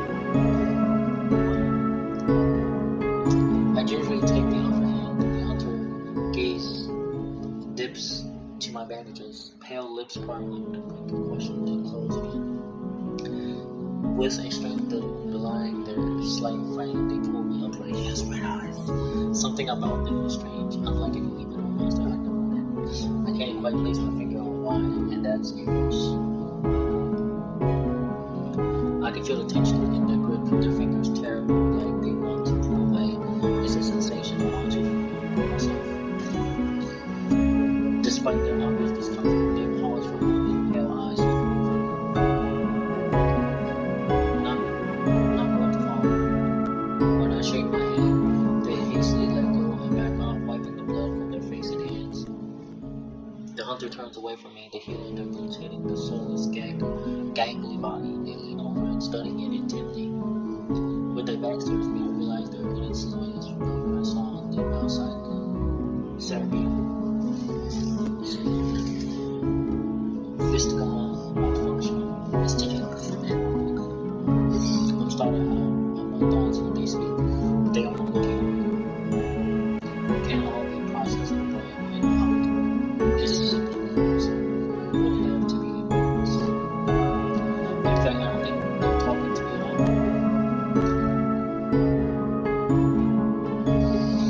When you hear me, I would be quiet because I can like listen to him more. Yeah, I will too. Also, he set up several lobes. It's not that hard. It's just the eye socket. It's simple. I linger to listen, curious, despite myself thinking to soulless on the other side. Still engrossed in their study of those many eyes. A sensory lag couldn't be wrong. Well, how does a composite hold neurological inputs? Maybe they caught sight of me for formation, or maybe they heard me shift slightly the hunter. Jones the way back on hands, hanging on the You're still here. What do you want?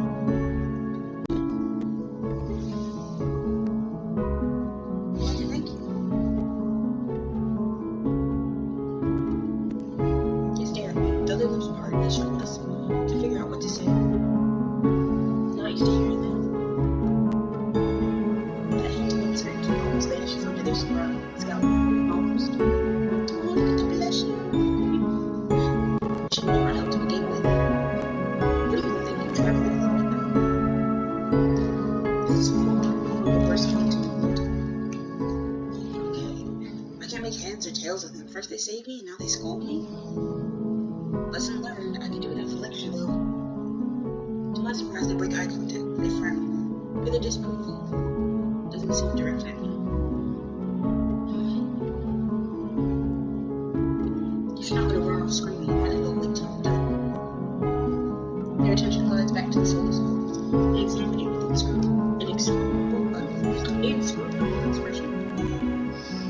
I clear my throat to fill the silence. I'm silent.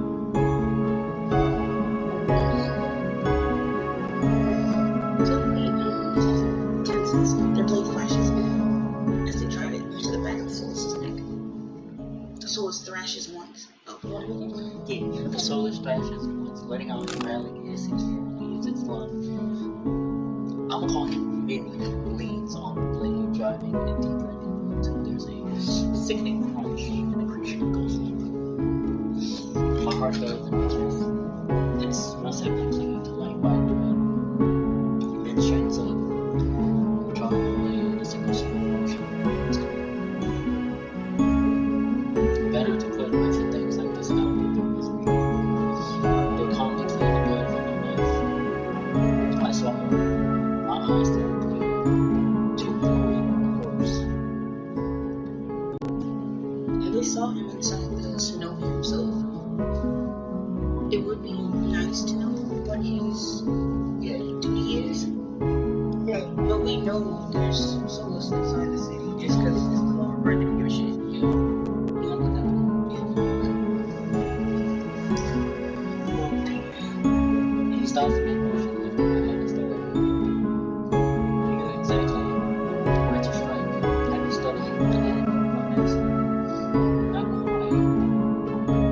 Why is the soulless inside the city? Looks at me, eyes searching before realization knows. You're near here. There's no wall around the city. Soulless can come and go as they miles until someone is contracted to stop them.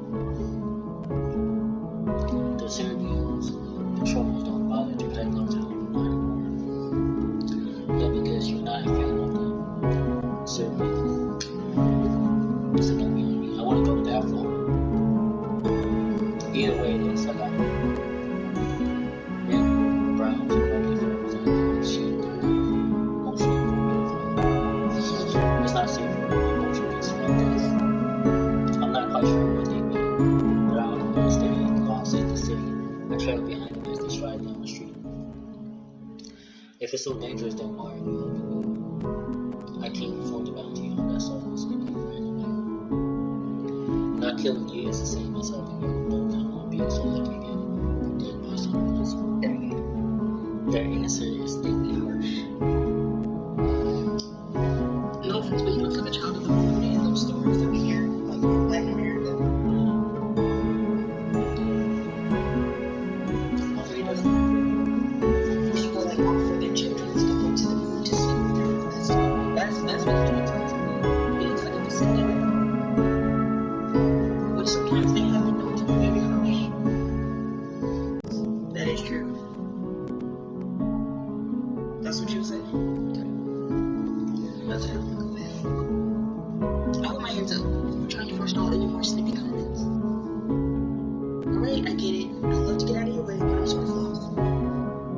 I should directions to get back to my classrooms. The brow furrows slightly. They open their mouth. For a moment, I could swear they look regretful. No, hold up. Just 2 seconds ago, he was just like, he was lucky that I was even killed with being here, and that we were there. What do you mean? They sigh and shake their head.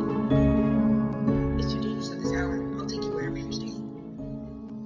I wasn't expecting to get directions given their attitude. When they realize I'm staring, they look away with a huff. It'll be faster, that's all. I have a room at the lake. At the name, men's space. That gaudy cesspit. Not a fan. It's full of trunks. Oh, sorry. You wanna go? Yes, it's full of drunks and idiots. What do you do?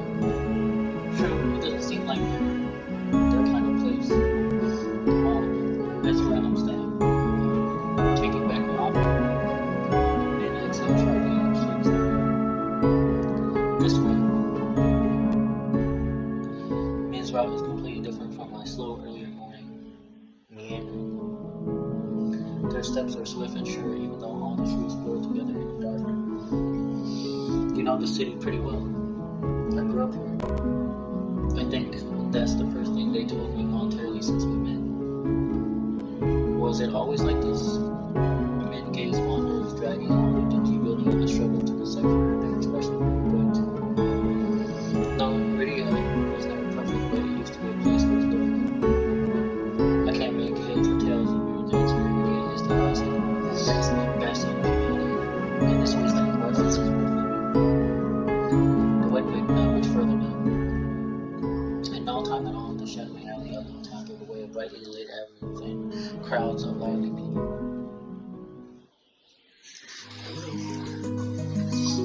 It's as if half the city has poured into the street, clothing street, laughter, clinking glasses, and music assaults my ears from every direction. Yet most of the noise comes from the woodwind, and stores hang wide open, bright lantern framing tall and blue. Masada and midnight sea. It's hard to say which of us is more surprised. We know each other. Men is a freelancer who has done a marriage. They are quite reluctant. No, I can't say I remember ever escorting travelers. So I nearly walked through the jaws of a soulless. I thought maybe then we hear from me. Let's try. I will stay here. I take it lead. Take it.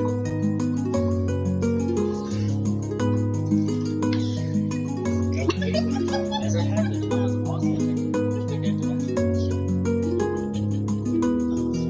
Still estimates. It drives through me, reluctantly trailing into the town.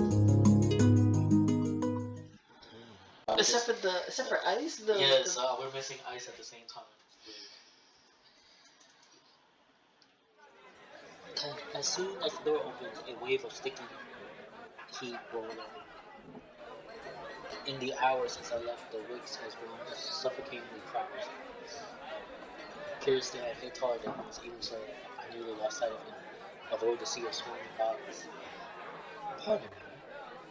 As if one cued the crab parts, Curious glances over his shoulder at me and me before gliding through. How can anyone breathe anymore? Minge follow at a clicked pace.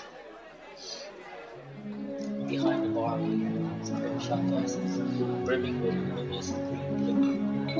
And now for the finishing touches. A flashing engine against the glass, lightning fast.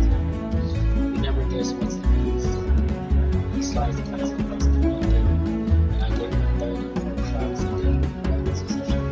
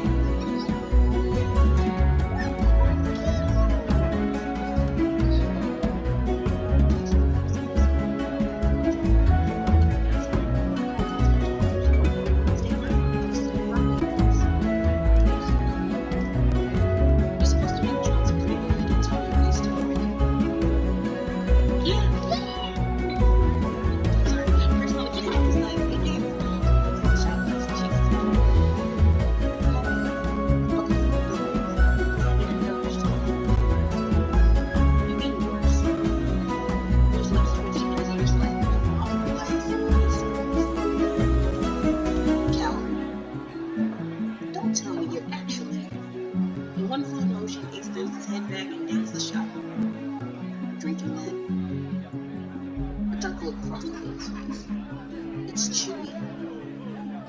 Chewy? Wait, let me try that. Behind me, one goes. I told you this place was a message, Janet. If it isn't curious, and the sound of Leander's voice, Minnie's pale eyes were wide. They looked at me in a boldness of curiosity on their shoulder. This will not take long, I promise. His dark from Kira's hand to his face and softened. He doesn't. Fine, good nurse. Well, they stepped forward and struck a sudden revelation. All the people and basically love each other. Getting Leander is another drink playing competition in Brazil. Is it evening already? Just since my woman and the doctor don't need to be alone. Slight nod, very tired. Nothing very seems to worry. He took his head and was turned into a English shop. He spoke to him, leaving him curious. I was doing sorry there, looking for your posters. Then he pushes their hood back and leveled him. I thought kids were really out there. Fear's eyes there. Hasty one. At the first sign of an impending fight, Leander vaults over the counter. Let's try to keep the peace. So every day, the esteemed doctor takes himself a little drink. Sarge sneaks around curious. You're finally taking yourself on a drink, right, Curious? I'm afraid not. We're merely escorting you back to the apartments. Curious just takes my direction. I still say that little close to the light. Leander speaks and brightens as soon as he sees me. How's your way, Bernie? You miss me? It's not that it's meant to. Everybody says it's not that it's meant to anyway. I feel 4 pairs of eyes fixed on me, and suddenly the bar seems to keep this call. My voice nearly catches his breath. I'm gonna say hi. That's just me. Hi, can you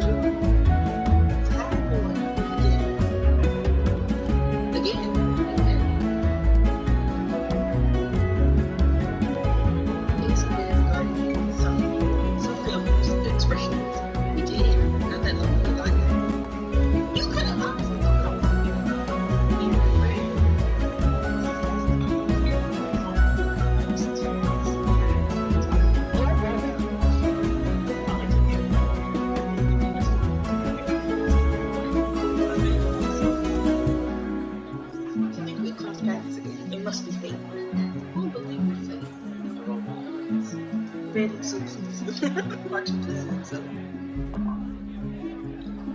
this calls for drinks. I'm bottled. All eyes turn to Leander, freeing me from the burden of attention. I still can't believe they all know each other. Watching them talk among themselves is surreal. But for the first time since I undertook this journey to every day, I'm feeling no glimmer of hope. I know I was meant to know this. The low pleasant rumble of Leander's laughter wasn't provided by Christmas nights. I gotta admit, I'm surprised. You make friends fast or something. I wouldn't make that more like acquaintances. You know what's been? He said acquaintances are made of friends you have to share a drink with you. The wise man, he said here last week. There's the pro put his taste on. When we ended up let's toast to the sunset. Here to come in, doctor. Curious to keep on to the skin. How about you, man? Are you? No. There's only piercing. We didn't move on. We all turned. Orange and from an old bottle on the table. I had to learn to bear. We can start sharing champagne. Leander rose to the line, rolled his fingers with a coy smile. You don't want him, do you? In a blink, the concern on Leander's face vanishes. Nope, be my guest. Watch over Leander shoots the bartender a questioning look. Completely disinterested in his company, I just cants his head to me with a light smile. How about you, Sparrow? I did say I would like a drink. No, my drink. As you could, Leander removed his glass, and even like in his eyes, it's downright dangerous. Will it be a something? Will it take the drink or will it give some water? Thank you, dude. I'll take it on the drink. Please, it's not one of those green shots. Don't mind the taste. It's better than it. Somehow I got on the trial all the time. And I didn't drift towards me far more so because I've had moments like this. And really enjoyed it. I sit here. Several bottles stand empty between them. And two show no signs of slowing down. Oh, Leander should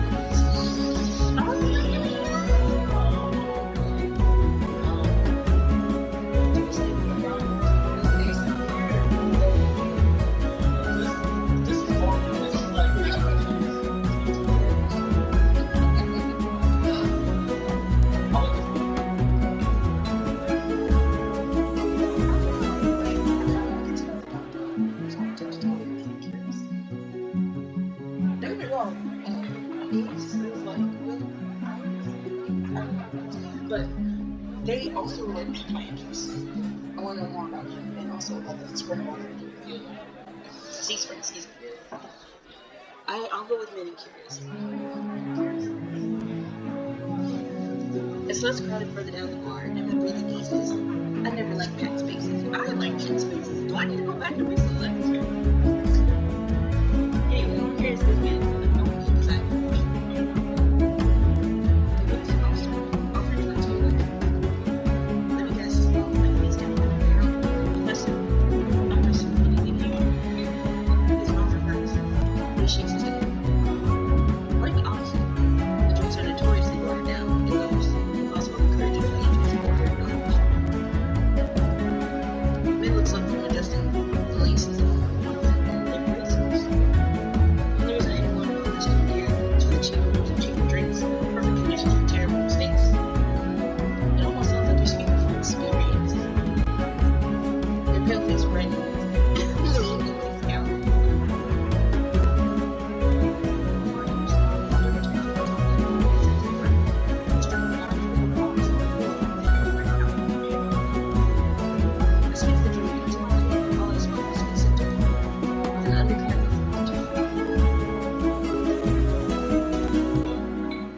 Relax, it's the local specialty.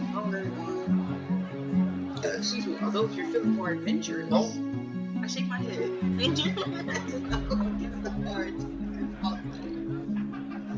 Alright everyone, let's toast. Yes, namaste. A video be full of bright adventures and discoveries. Cheers! Leander aids people raise their glasses on yourself and only crosses their arms when Curious watches with polite indifference. I tip my drink back. The wine's out. I want it strong, despite the sharp, bitter edge it goes into the food. Why is this so soft with edges and edges? Red spades. Until the crown moment with a persistent murder. I found myself unwrapping it. Feels like the first time in years. Aren't you the pup that would have saw? You must have met Curious first. It'd be more accurate to say I found. You say I mean, for my duty as a doctor. Your duties are although I'll admit I was confused by my nature. You don't have to mention that to them. Leander makes a joke of knowing so it reminded me inside. It's not what you think. Snow is a great condition of calm take interest in times news. The silence that follows stretches uncomfortable. I look away, unable to face Curious to see my catchphrase, snickering on the stand. That's my cue to change the topic. Curious is we're saving the day. Don't you listen, I didn't say it. We're simply that's what it's meant for. You want to read? No, man. Leander reaches for a minute with the duck under his arm, practicing things. His reliable down moody. You want to talk considering you neglected to warn them to stay on the streets at night. What? Of course I will. Ben's only response is a short breath. At any rate, I never got a chance to continue. Don't discuss. Unless someone else allowed me better. Ben's eyes flick to the face, and the lips twist. Faces to his not provoked, very enthusiastic, into mine, stabbing to the miss. I've had enough of this hell. Let's go. Any care share brief Dr. Smith said. Very good, but there's something I must discuss with Leander. If you excuse us, it's and just like that, the very thing apart, leaving me alone to save for my drink inside. Or so I think until I hear a voice so soft it's practically unheard. It's there. It's there.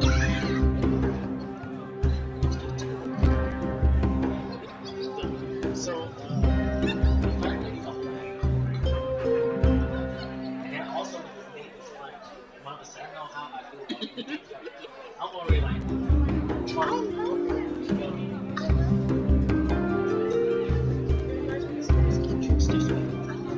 you know, It's not lost on me that that's there. Chose to have some minutes to others last. Of course, I'd be struggling to irritate people on my own day. Still, they're not. They're not. I'll do it. I'll treat you. Don't tell me Leander already snuck out. Back to get his nose slaughtered. Whoa! Does that reason to be curious with me? Do you want lucky? Wait a minute! I can't tell if it's the champagne or the company or crazy. No, it's all the night. I'm gonna blame it on the champagne. He sits with his chin propped up in the windows, his tail swinging his legs. Why are you so far away? Come join us. He leans the empty motion inside eyes, but I hesitate. Strawberries, very sweet, distinct smell. Drinks in the mix. In the drinks mix, I dread how he gets into a mess with we don't fight. I'm not so sure about that. You only tried to rob me and you threatened me. Me? Steve? You must be mistaken. You sure it was me? Yes, it was you. And then you have to go on the camera so you can come drink it. I skipped the room was. Had to give you a reason to come. You miss me already. I stared at him politely, unimpressed by his knowledge. There was something next door. Lost the rest of me. He rests his elbow on his knee.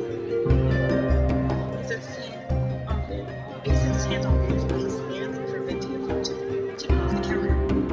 I'm afraid we got off on the wrong foot. How about we start fresh again? We have proper introductions and whatnot. I'll start. My name's Ben. I'm a soldier of no small renown. Barry's hand flutters to his chest and he grabs his hand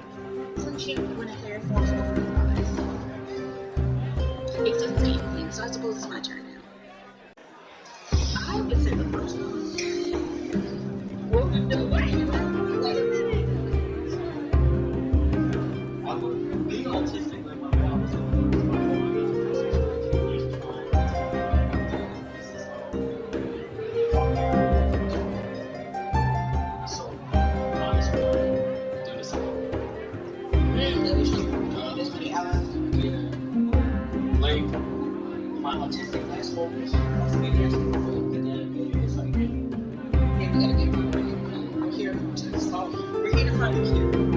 Okay. It's a sign. Very competition in front of me is Carol. I was swaying my mind down and out for the rest of the shit. It's a pleasure for me to share this. He says my name slowly, deliberately, savoring every sound. A tingle jumps down my spine. I quickly turn my gaze away. Ear springs at my reflection. Is something funny? Nope. I open my mouth and close it just as quickly. I want me to react, goading me into another ridiculous game. While their sharp cat-like eyes keep me on edge, something about this tension is... It must be the water. Flash away over eggs to catch my eye. Across the bar, curious heads see me. I don't see Leander or men. It feels right to let the back away without saying goodbye. I'll be back. Leander grins and waves to me as I leave. I slip through the crowd carefully not to touch anyone, but just as I'm being curious. Oops, sorry. I stagger shoulder check by a man with a neck twice as wide as his head. He stares down at me, nostrils flaring. Out of my way, shit stain. Who the hell you calling shit stain? My words spill out on their own. Watch it. I regret them as soon as they leave my mouth. That fucking wine. The lowlife wheels around on me, an adder out of the way, fleeing, close in on me. What did you say? He shoves me backwards, suddenly stumbling to the sticky floor. I'm fumbling, my heart leaps into my throat when I see him bearing down on me.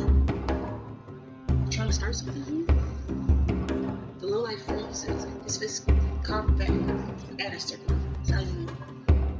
What feels like an agonizing moment turns the lowlife looks from me to the adders. Finally, he sniffs and spits on the floor next to me, the wand narrowly missing my cheek. Ooh, that's disrespectful. Screw it, too many freaks in this circus tonight. He turns his back on me, and I'm face to face with days. He gives the lowlife a dangerous smile. You do. What happens next is a blur. The fish goes crashing into the man's jaw, causing a frenzy of gas, shouts, and even cheers. I scramble to my feet as the frenzy from the swans around me. Through the ruckus, I hear Leander shouting, "Take it outside!" Everyone drinks it all with the liquor up and cheers. The random moment disperses and it's restored. And the panic moment gets glimpses of familiar faces. It vanishes up the back, dragging the low life behind me. There's no understanding, searching as a spring, running one day before the heat works. Men draws their hood up, straight, as they duck out on the sidewalk. While Freya leans on the counter, she's swinging a glass of wine from behind the bar. If I am missing the opposite of the bar, just keeps the automatic running and gently gets bar to it. In a heartbeat, I realize it's the hotel, or I'm sitting beside me in her bed. Whoever I pursue it, the last person I can speak to tonight, I follow. Oh no!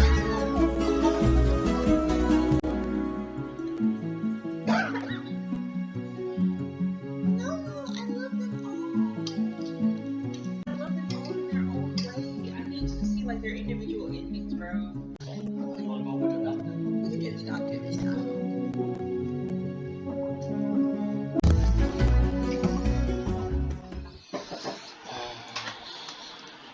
I know Curse's heels, I squeeze out of the bar. Of everyone I met, he seems the most likely to help me, and the least likely to murder me on a whim. He said I can go to the clinic whenever I need help, trying to see if he's a man of his word. I breathe a sigh of relief once I'm free of the crowded bar. Hearing me, Curious turns my way. Sada, I think we could unrest this district is not as good as I knew. If nothing else, it's widely different than the secluded temple where I spent most of my life. It's a bit overwhelming, but that's not why I stepped out.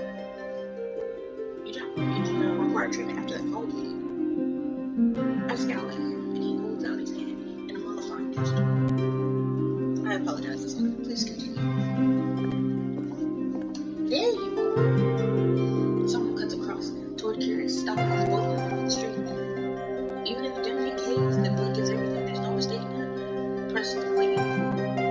She's from the Zenobia. Though the flourishes of her clothing a bit different from the others that I've seen. I swiftly step back, making myself as inconspicuous as possible. Notice onlookers' eyes of Curious and clear. A filament island of white in a sea of people teeming with color. Is this a bad time? Persistence is always a virtue. That's what you said the last time. Then take this and be gone. Curious reaches into his coat and produces 3 tiny glass vials, bound together with a thick gourd, a silvery powder shimmers inside. He gently flicks the vials, watching the contents roll and extends them to the player. This it? Sorry. He looks extremely unimpressed. He throws me a glance and a sort of smile, too surprised to respond. Curious was the first to warn me about the Zenobia. No one had anything good to say about it. And yet here he is openly dealing with a small cleric in the Amarialis district.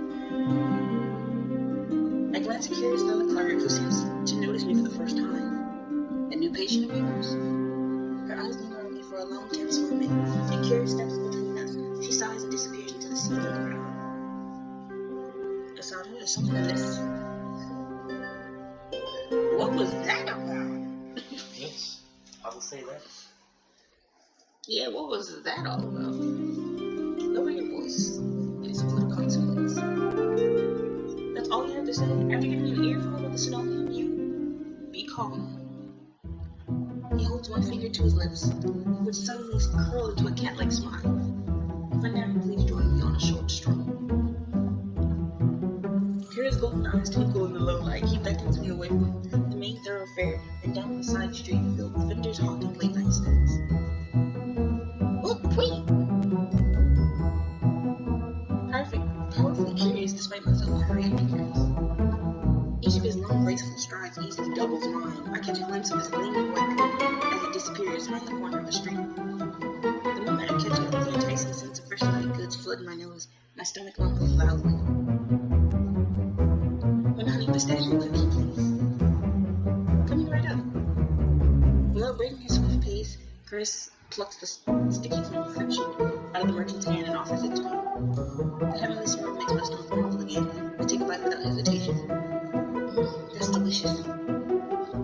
Chris watches me with an indulgent smile, and I notice he hasn't gotten anything for himself. You're not hungry?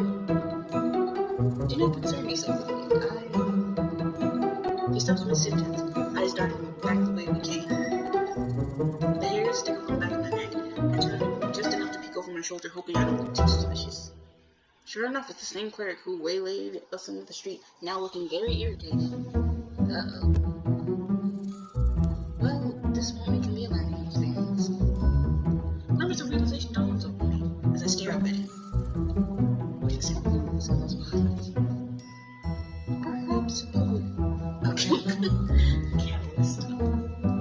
Or some stale fish stew. The two do resemble one another, and it can be quite difficult to tell them apart. Is he serious?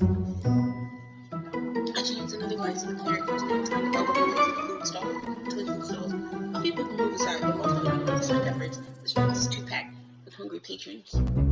Shall we? Without waiting for my response, Curious glides swiftly through the crowd once more. What I say? You're messing with her, or is there a point to all this? I mean, we obviously know he's messing with her. Yeah. I kind of want to know what's the root of all this. Is there a point to all this right now? Other than for my personal amusement, I suppose I'd like to show you the sights.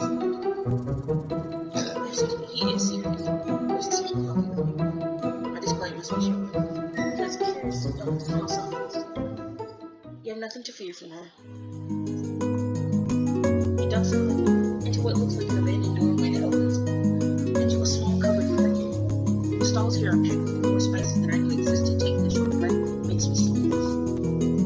Curious slows my pace, occasionally pausing to examine the insistent hawker's way.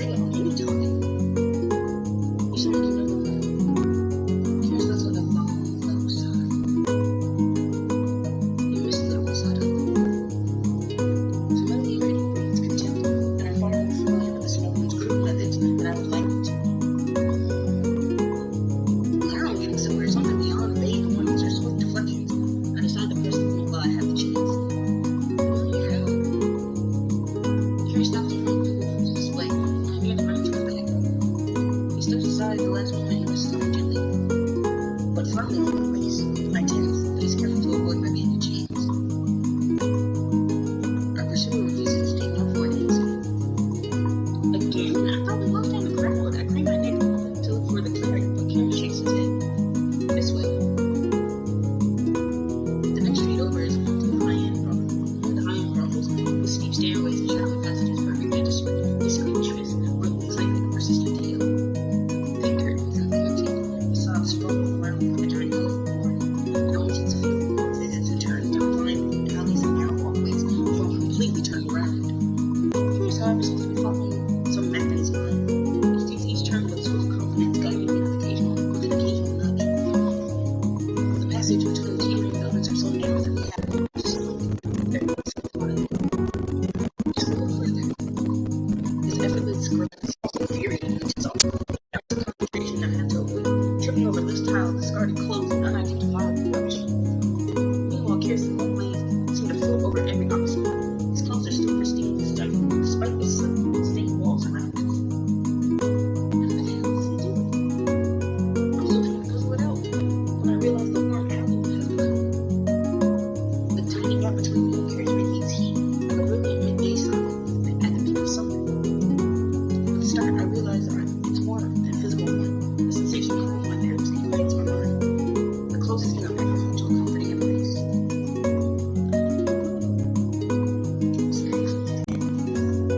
I feel like we should reach Chrissy. I know this is technically a critical thing and it brings you to other things, but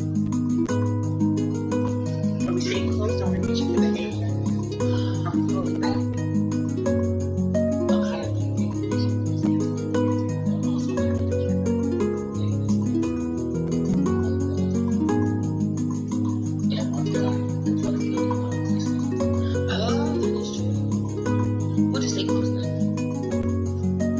I definitely don't want to get lost here, so I stay close to Kirsten so I can't without actually touching it. And also the illusion. Was I that obvious? Our eyes met, and it's my best effort. I find it hard to hold his gaze. Those golden eyes stop and the nails are listening on this. It's not unpleasant. I've never been anything like it before. Thank you for indulging me, Asada. I believe we've left Sarteo. We emerged on the opposite side of the narrow street. One light dances across the river from all directions. I know, right? I approach the edge of the water transfixed. It's incredible. Iridium holds beauty and horror in equal measure. Did you enjoy your impromptu tour? Relief escapes me in a tired way. After nearly escaping death, playing keep away from the smoky clearing sounds almost seems normal. It's a nice change of pace. He laughs too. A soft, pleasant chuckle, completely at odds with his unusual demeanor. Are you sure we're close? Sure, I never really what he said.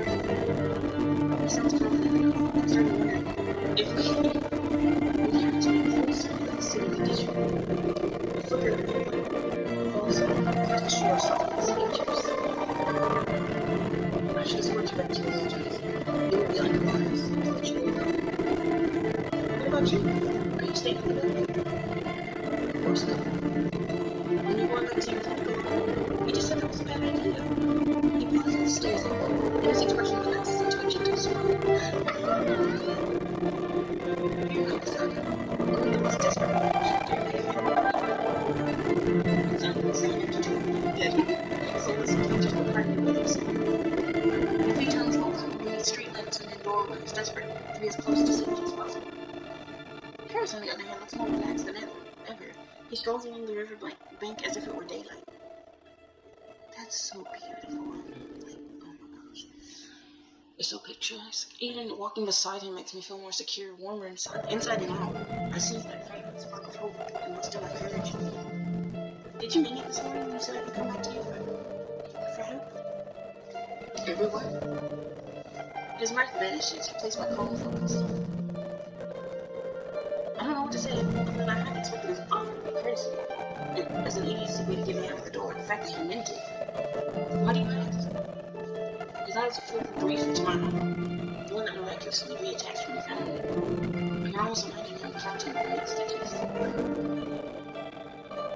to be sure, I'm still figuring out who's trustworthy and who's trouble.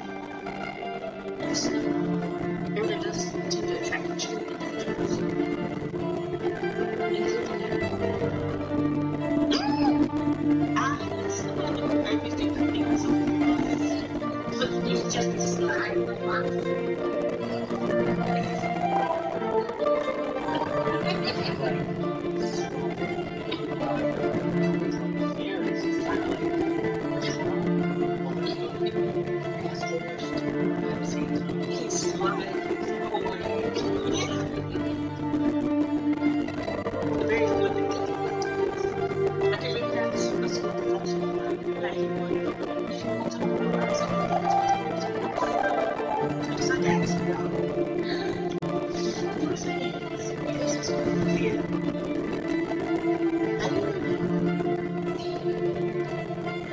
This was different. I would have been over here. It was incredible.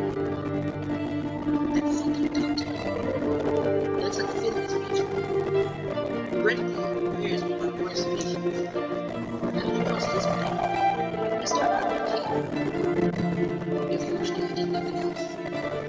He's far deadlier than it seems. There's a reason for the collar chain.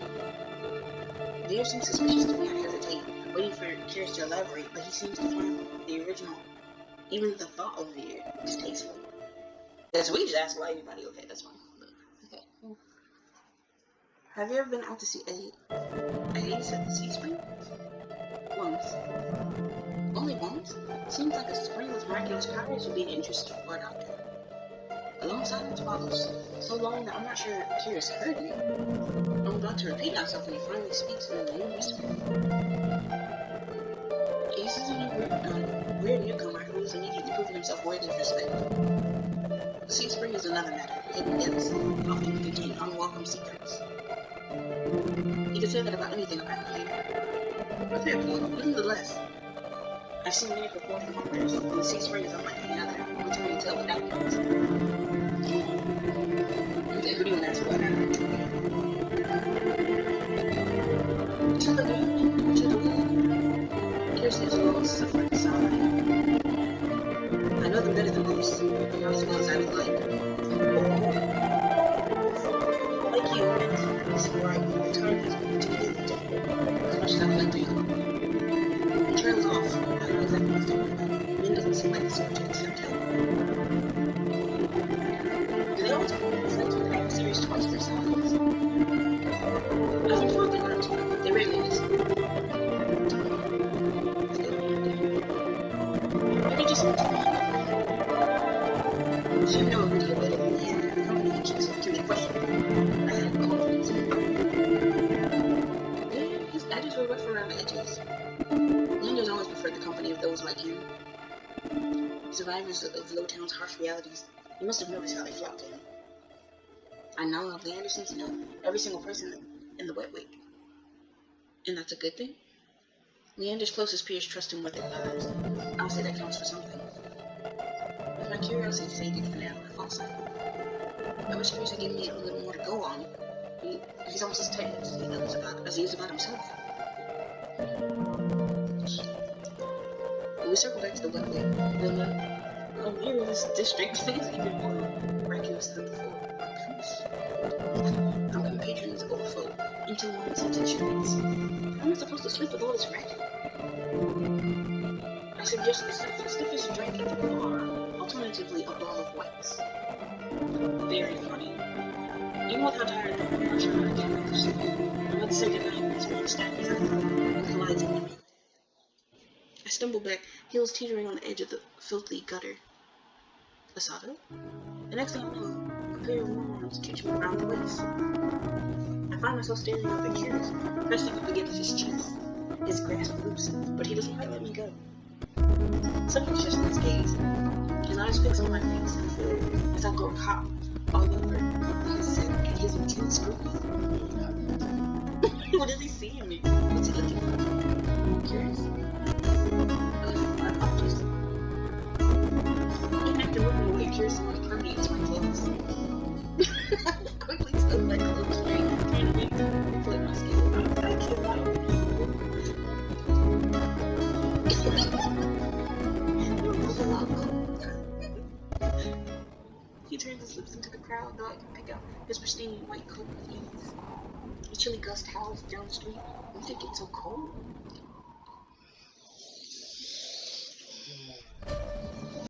Ooh, we get to choose our fate. What? Choose your fate. That's what it says.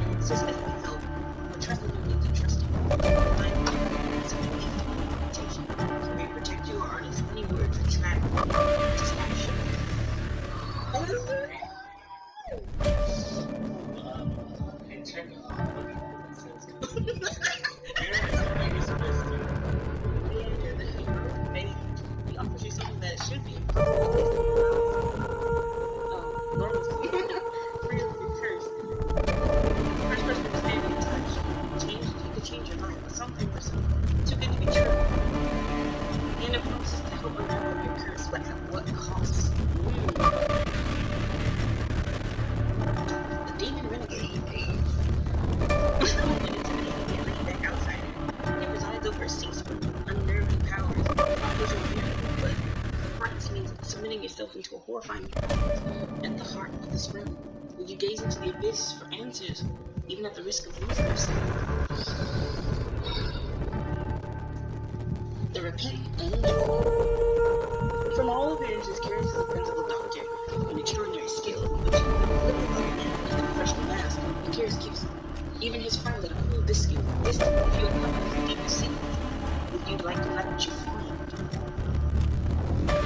And then there's men. Despite their cold nature and men is just as desperate as you are into the Synovium. You may be able to help each other, but they're keeping as many secrets as you. They claim they're dangerous, but could they be your only chance into getting into the snow? Wait, come back here! Oh my gosh! Come back here. I know. I'm just being dramatic. I'm like, come back here. No, we should.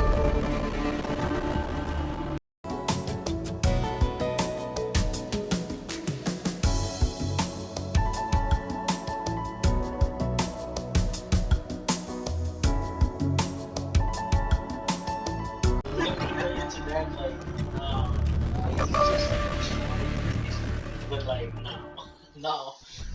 I feel like, yeah, let's go with beer as much as the beer tastes. To be honest, the way I would pick it would be 1, 2, 3, 4, and 5. That's my order.